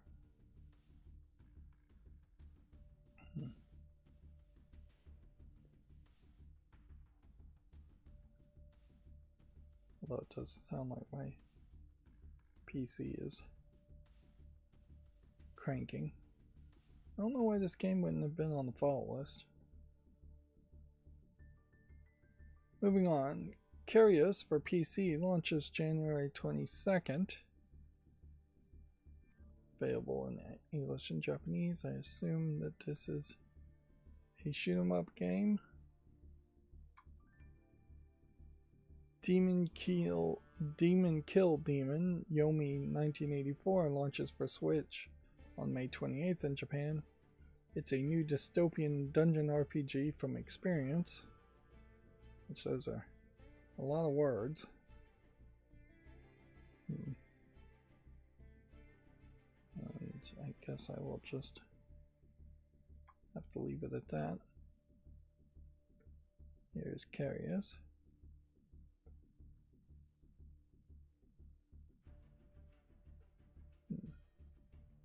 Would I ever play a shoot 'em up game? That is an interesting question.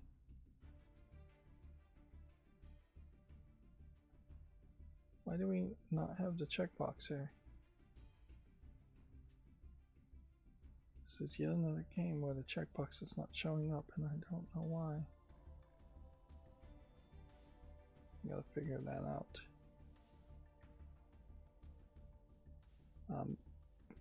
No, I just don't think I would ever play a shoot 'em up game though.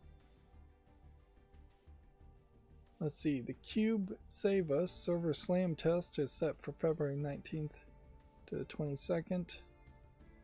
I don't know what the Cube Save Us is as a game though.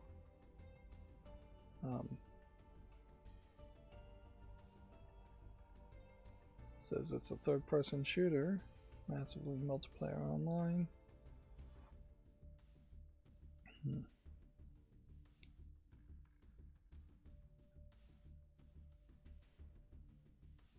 Speaking of cubes, that Hellraiser teaser announcement really is starting to lose any impact, I would think it had, because they don't have anything new to say apparently. Yeah.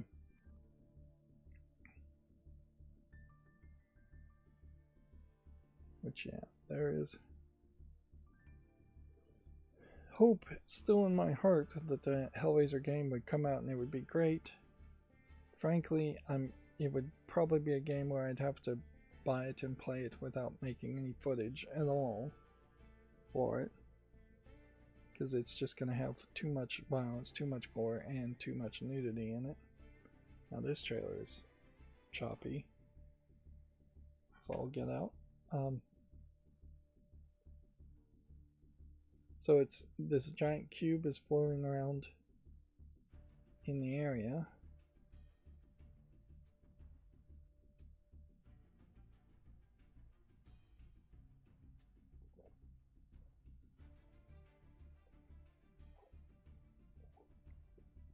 And it sucks up people. And then puts them in different scenarios to fight. Which probably lets the game developer play around in many different scenarios.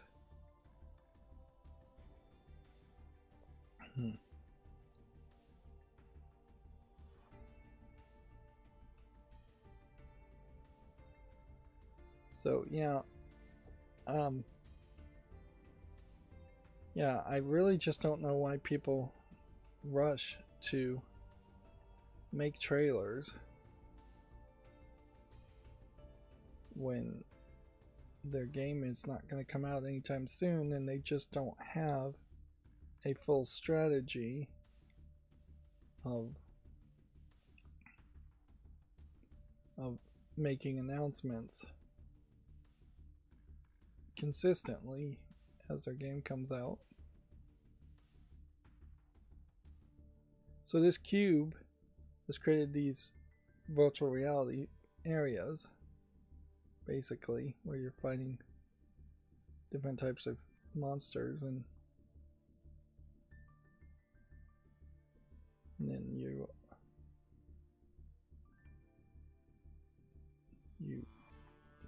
go from one area to another. It could be something, but it could obviously just be nothing. Or it could just be an MMO that's great for people playing against other players, but it is weirdly too close to Destiny as far as just is a floating object in the air.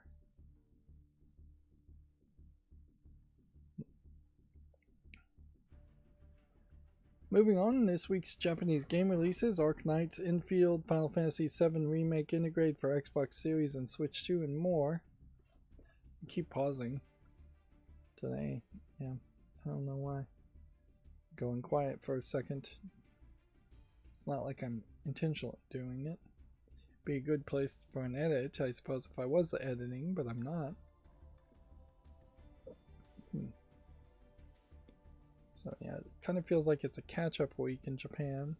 Things just getting released on the Switch 2, or getting released in Japan for the first time that have already been released elsewhere.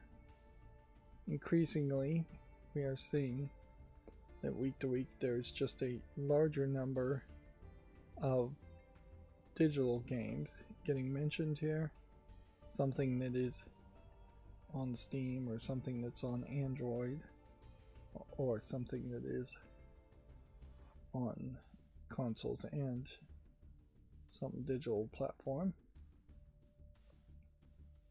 See, Katsu Battler adds Narmaya from Granblue Fantasy vs. Rising. And it's interesting how you have the trailer and then the screenshot there. Katsu Battler is some kind of fighting game only in Japan, from the looks of it. I don't know what Katsu would mean. Is it sword battling? Or is it some weird form of movements? Because they definitely do seem like this is kind of like a joke form of movement, and that they're jumping from one pose to the next pose, not smoothly animating to from one move to the next move.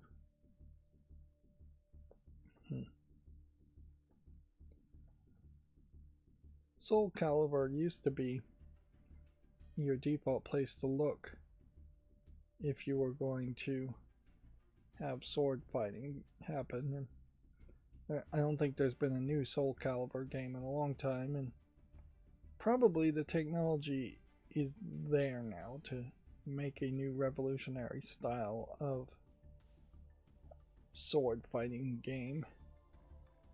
But I don't know if there's really an audience that cares that much. There was some hyper-realistic sword fighting VR game a couple of years ago, and I don't think that went anywhere. And maybe it wasn't exclusively VR. It might have been actually a couple of them. Moving on, Granblue Fantasy vs. Rising DLC character Ilsa launches February 10th. Do we really need to watch a trailer to see an anime cat girl attack? Sure, why not? It's only a minute and 50 seconds.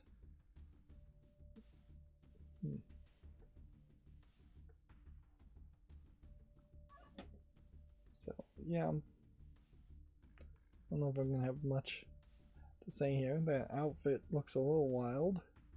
Certainly. The bib, for lack of a better term,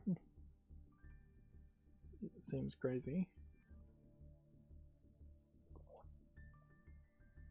And it kind of feels like that might have been a last minute addition for censorship reasons, to not show any cleavage. But if they did that, then why have a character that seems to indicate a lot of side boobage?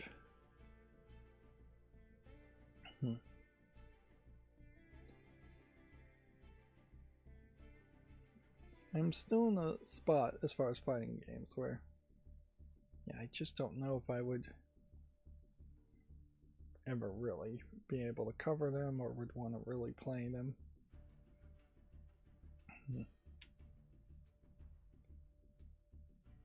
There is several styles of games that I just don't know how I would really show them off. That would be the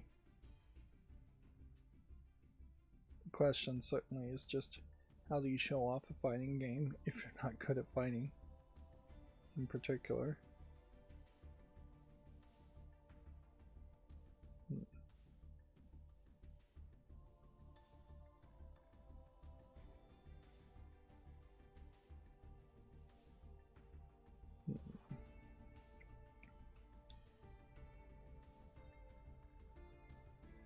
Granblue Fantasy vs. Rising is already rated very positively. So I am trying to look at the chat here for a second.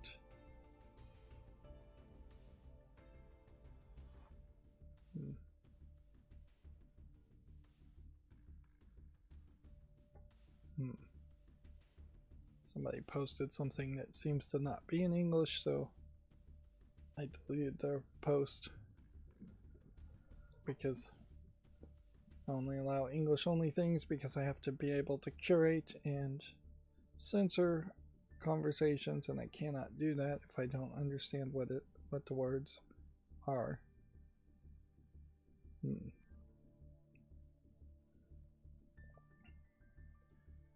Moving on, we only have a couple more Gematsu articles. Not a lot of news over the weekend, not super surprising that I wouldn't have really expected a lot of news. Yakuza 3 Remastered to soon become exclusive to the Yakuza Complete Series bundle.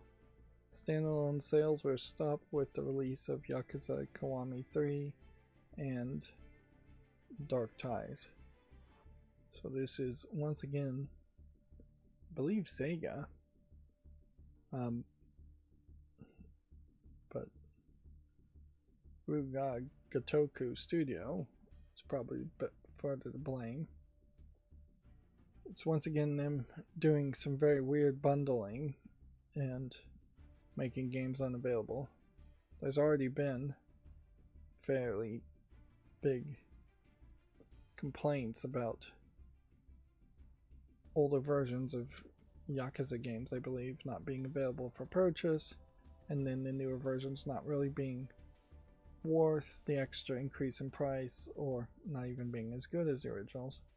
And that typically is always how it goes, is that there's just never a good story to be said. I don't think it's ever worked for any company where they've removed the old version of a game from purchase and put out a new version. Even if they put the new version out at the same price and the new version overall is better, somebody's going to find some reason why they think the old version is still worth having. The best case scenario you can do is you can remove the old version and then bundle it for free with the new version and say, if you want the old version, buy the new version. That way we can line our accounts and say we're getting sales for this game even if people aren't really playing the new version of the game. Still, you'd have to make the price the same, which is almost never the case because old versions tend to go down in price after years and years, or perhaps more accurately, new versions tend to go up in price. But yeah, even that is going to have its detractors as a concept. It's probably best just to leave the old version on Steam and maybe put a note saying, hey, there's a newer version of this game you might be interested in. Although maybe Steam doesn't allow you to cross-promote games like that. I think it probably would, though. And then Song of the Prairie for Xbox Series is now available. This is not a game I recognize, though I assume it's kind of a RPG type game.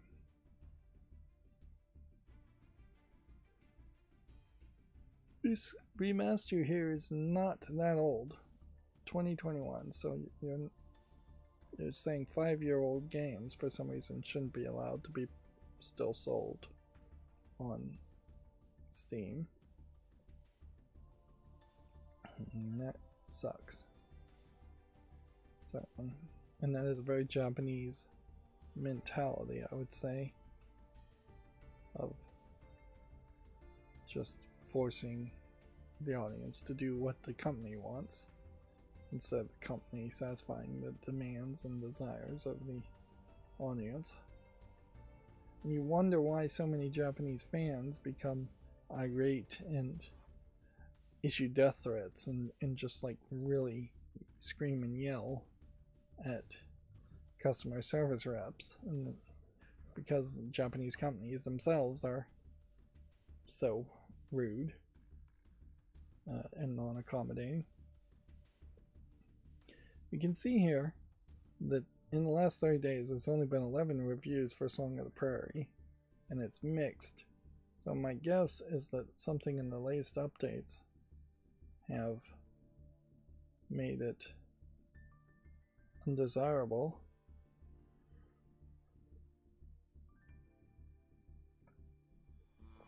Translation issues, too many bugs and minor inconveniences to enjoy the game.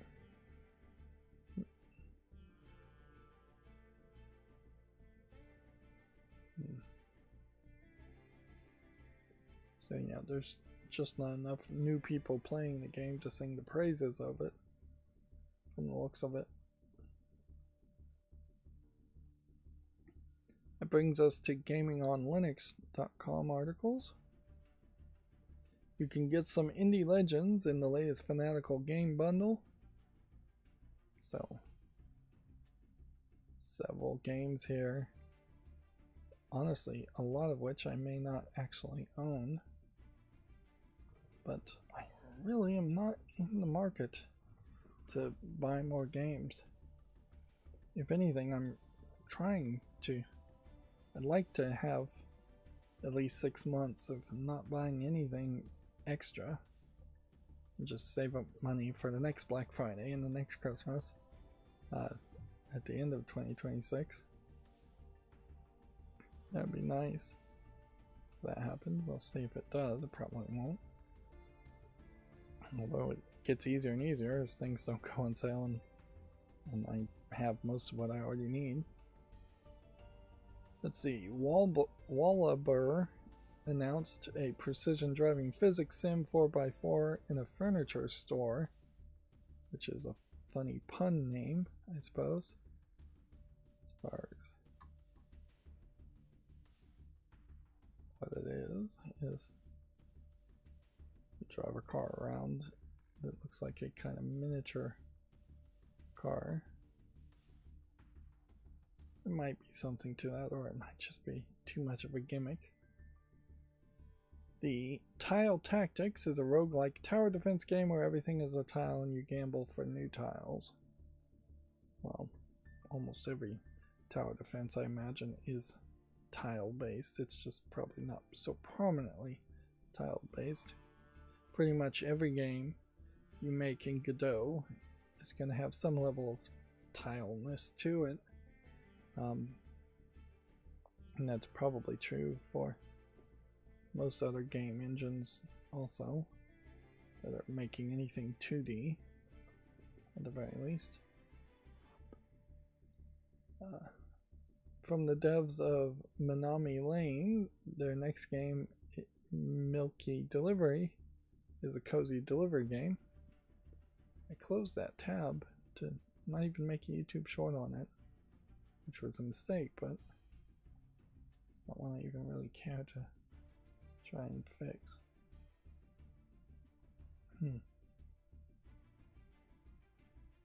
It is kind of interesting that this is specialized around the idea of delivering milk, but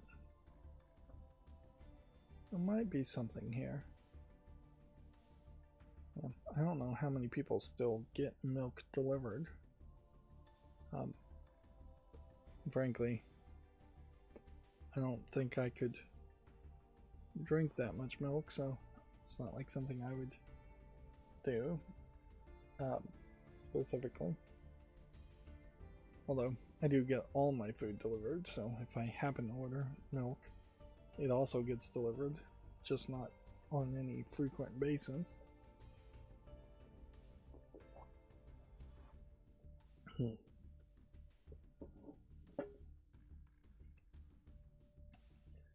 Moving on, Ghost Ship is a new Super Mario 64 PC port from Harbor Masters. Interesting. This is different than the other recompile efforts, I guess.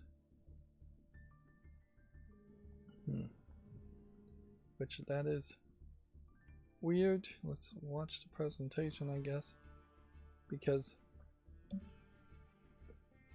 yeah, I feel like there had already been a case where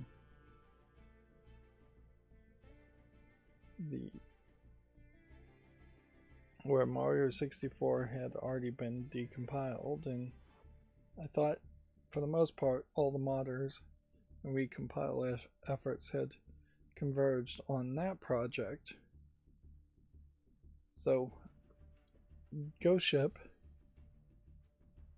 while it may give you 60 frames per second gameplay, is not going to be as far as along to potentially have multiplayer elements added or mods to add extra levels or texture packs. You can see some major texture pop-ins happening.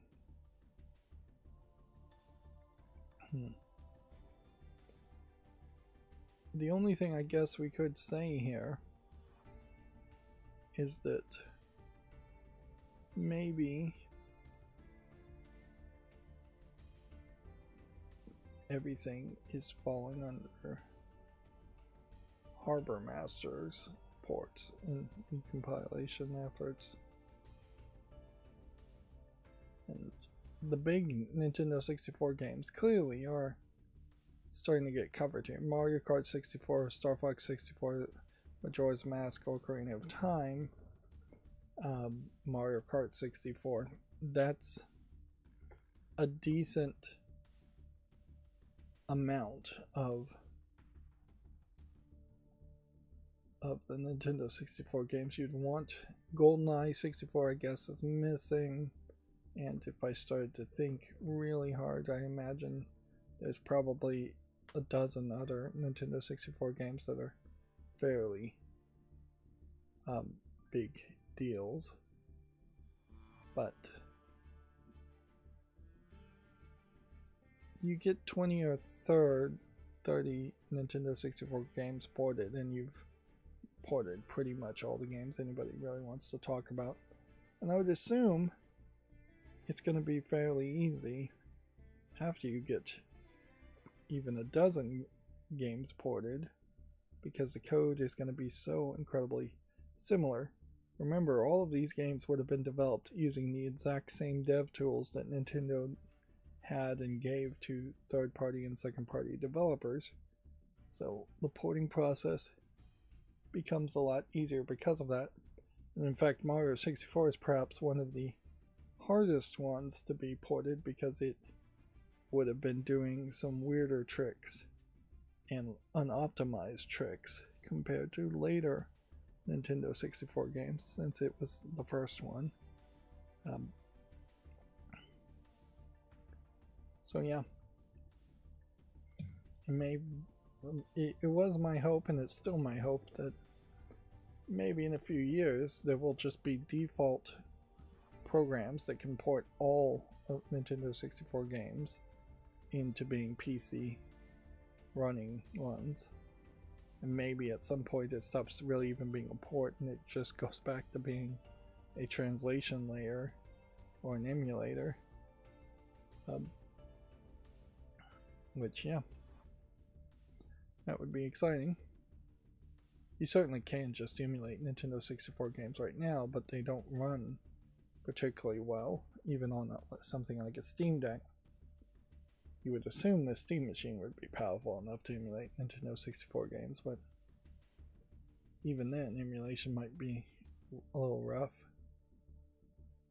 Moving on, Valve tweaked its AI disclosure form for developers to clarify its content consumed by players.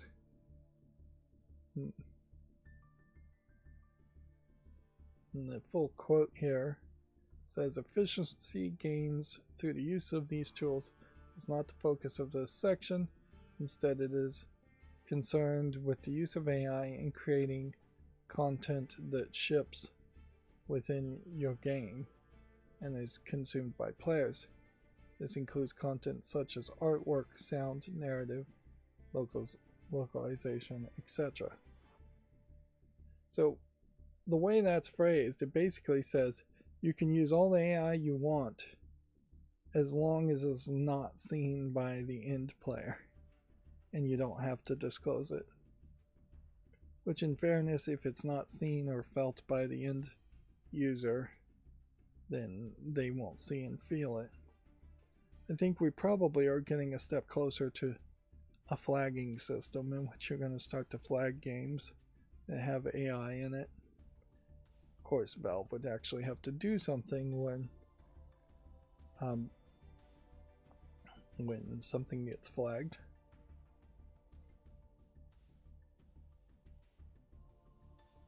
So pre-generated and live generated.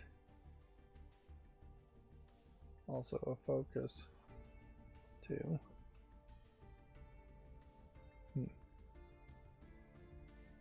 Really, that them rewriting the rules that way, I imagine, is also just a case of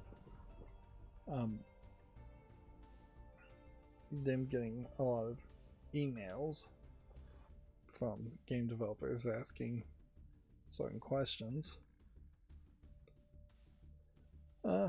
Doesn't fit the full screen in the screenshot, but Proton Experimental brings updates for Mono Games, Rockstar Launcher, and more.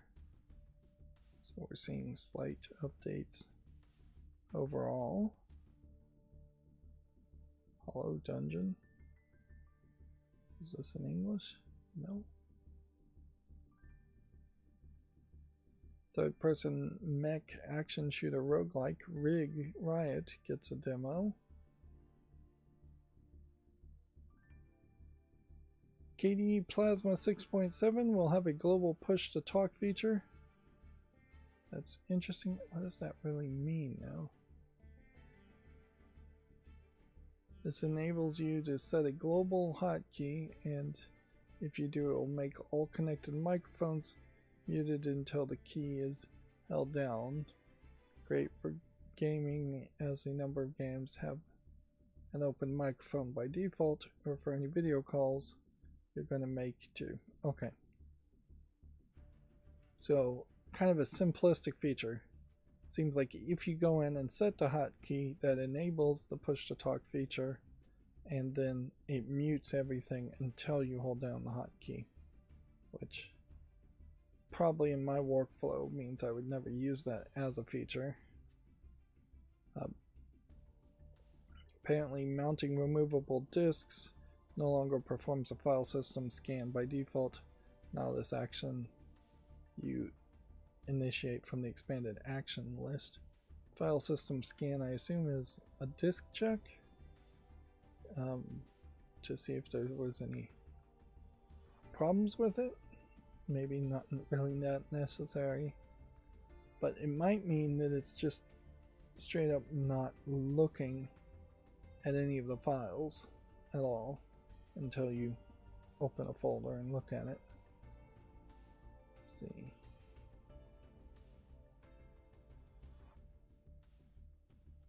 The search results in the start bar no longer flicker or resize when typing. HDR Calibrator now offers a summary page when setting to better support Windows HDR applications and games. They replace some technical gobbledygook in the title of Bluetooth status and error notifications with more relevant, user-friendly text. One of the things I did look into is if I could record through OBS into HDR. There is a way to record something in HDR and OBS with the newest OBSs, but it is not the color profile that YouTube wants.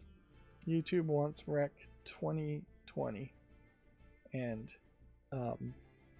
OBS can only record at, I think, Rec 1011. So I'd assume Rec is recommended specification, but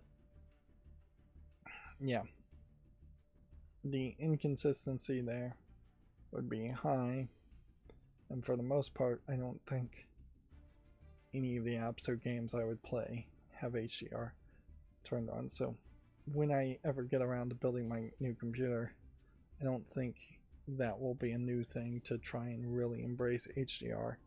Although it would probably be nice if I did embrace HDR, and it probably would be helpful even for YouTube. But until OBS or YouTube agree on a certain spec, whether it's Rec 2020 or something else, there's kind of no point.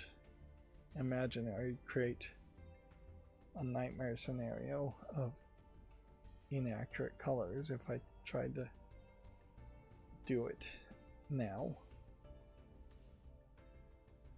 But yeah, I guess that also highlights why we don't see a lot of HDR content on YouTube, even though it probably should support HDR.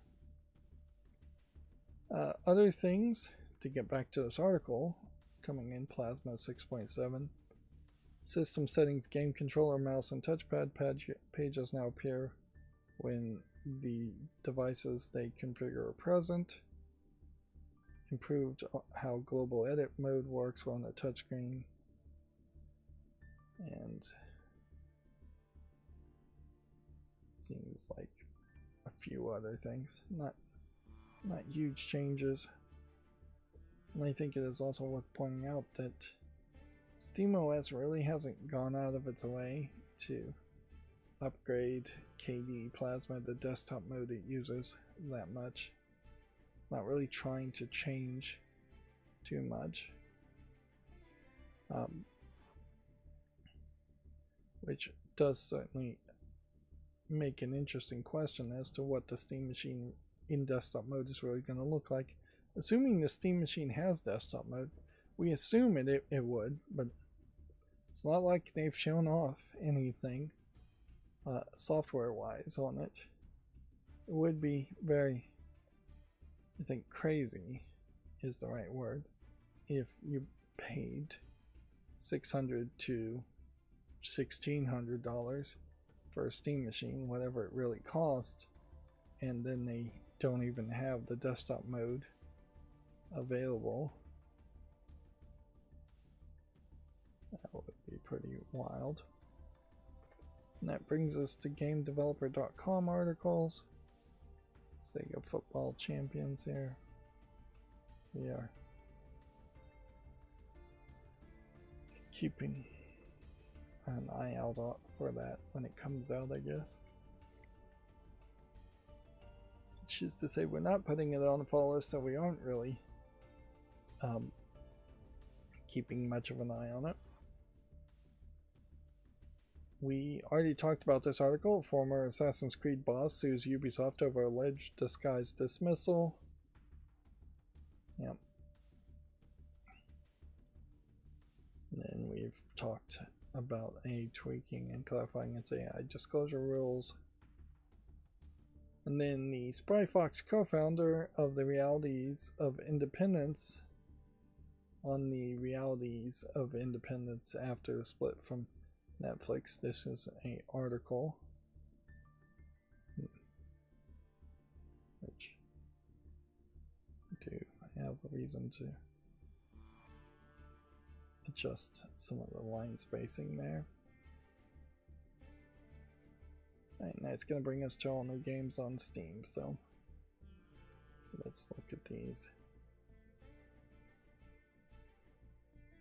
Broom Sweeper, some kind of Minesweeper game with some other elements. That might work. Alright, so we'll do our standard spiel when I am swiping to the right. I'm keeping it open to make a YouTube short on it. When I am swiping down, I'm closing the tab, usually to not make a YouTube short on it. If I am slightly interested in it, I will also put it on the follow list. Yeah.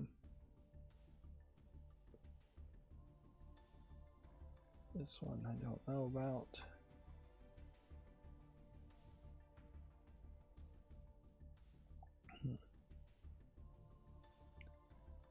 And once again, I keep running into the same problem where every day I stream, every Monday, Wednesday, and Friday, I am waking up streaming and then I am very tired, and that is pretty much the entirety of the day, which this is only being worsened by the fact that I'm also staying up throughout the middle of the night. Probably in this case I'm going to be playing Resident Evil 1, but that messes with my sleep schedule suddenly too, and I definitely spend way too much time talking and thinking about my sleep schedule as an issue. Well, here you have a foot fetish game where you're cleaning the feet of characters. So it's kind of a fetish on top of a fetish. It's dirty feet on top of clean feet. Yeah.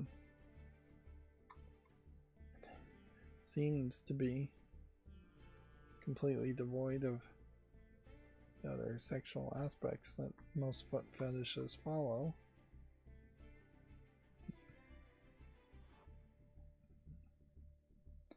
The thought is that the nerves to the genitalia are somewhat close to the nerves of the feet, and so when a adult is innocently playing with the feet, playing coochie coochie coo on a baby, that sometimes crosses the signals, or later in adult life the signals get crossed.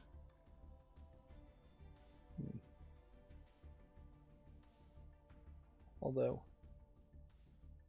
that theory assumes it's that the foot fetish person is the person whose feet are being tickled, which I would suspect that's not really the case. So yeah, there really isn't a good theory as to why people are into feet versus being into having their feet tickled. I like the character designs of these characters, but you only see the back of them in this asset flippy maze game. So it kind of sucks there. Maybe you put some mirrors in your maze, and ironically we have two maze games next to each other.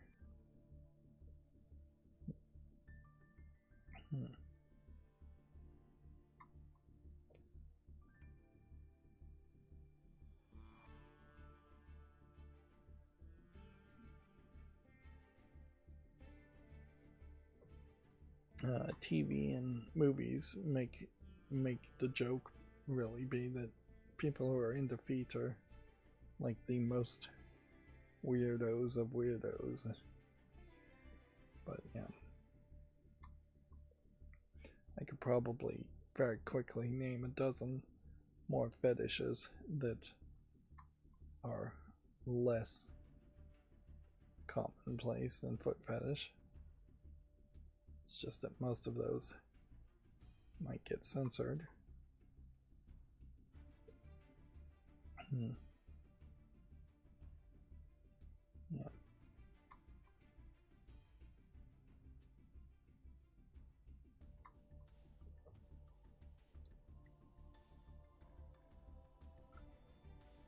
So the papers, please, but Christmas themed. I'll give that a chance.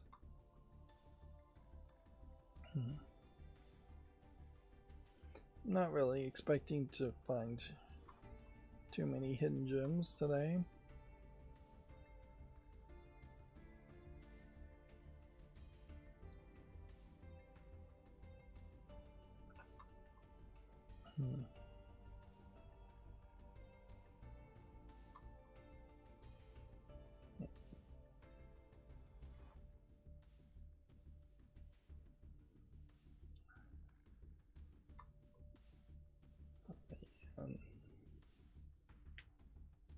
See, here's like a great example of how good looking an asset flip horror game can really look.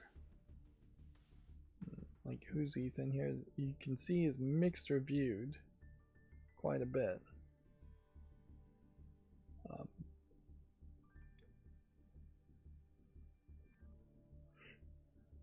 But yeah, compared to the remaster of Resident Evil 1, this game looks better. And potentially could play better.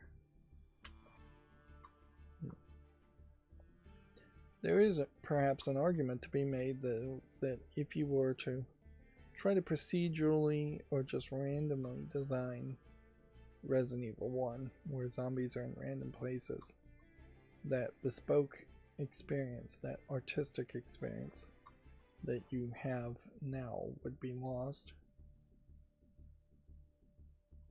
And it is the minimal amount of dialogue and cutscenes that often does save the day. And here you have another game that potentially could be as good as Resident Evil 1 remastered, and I think that is in part why a remake would have to step up its production by quite a bit.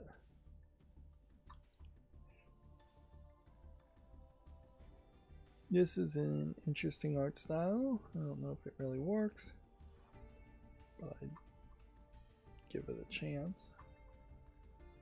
I almost want to give more bad hand-drawn art style games more of a chance than other games, just to celebrate somebody recognizing that they have limited artistic ability and still living within their own ability instead of immediately jumping down to AI.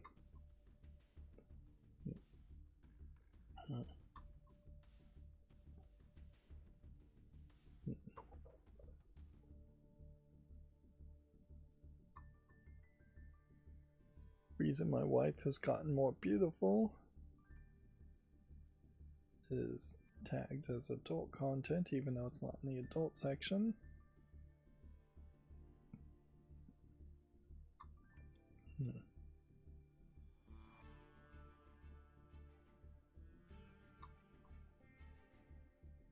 Well, Stolen in Space obviously is another adult game, not in the adult section.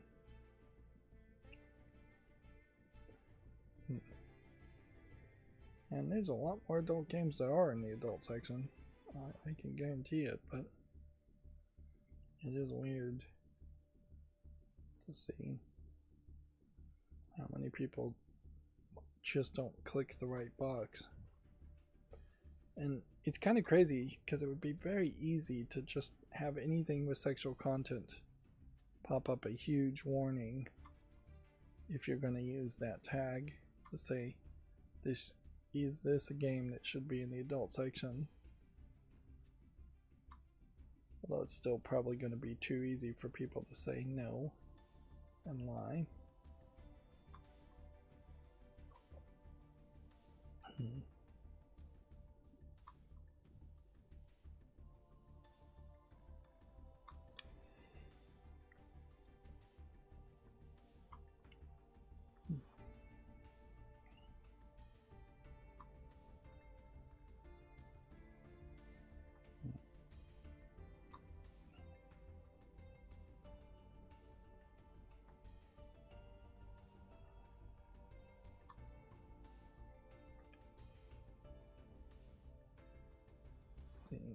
Here we have probably a nothing visual novel, Out of the Ocean, weirdly supporting only English.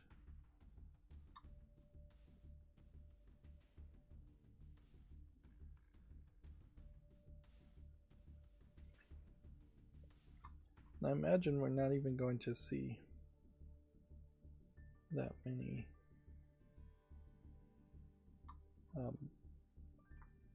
new games I suspect we are going to be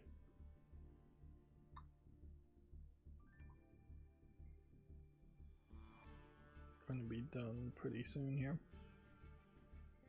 Oh, I just remembered I got the Resident Evil 4 organizing puzzle game. I believe I got it.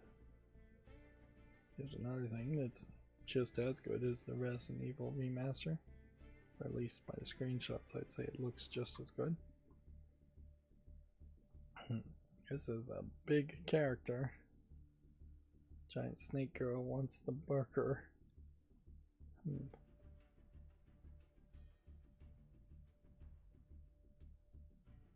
That's supposed to be a snake, I guess.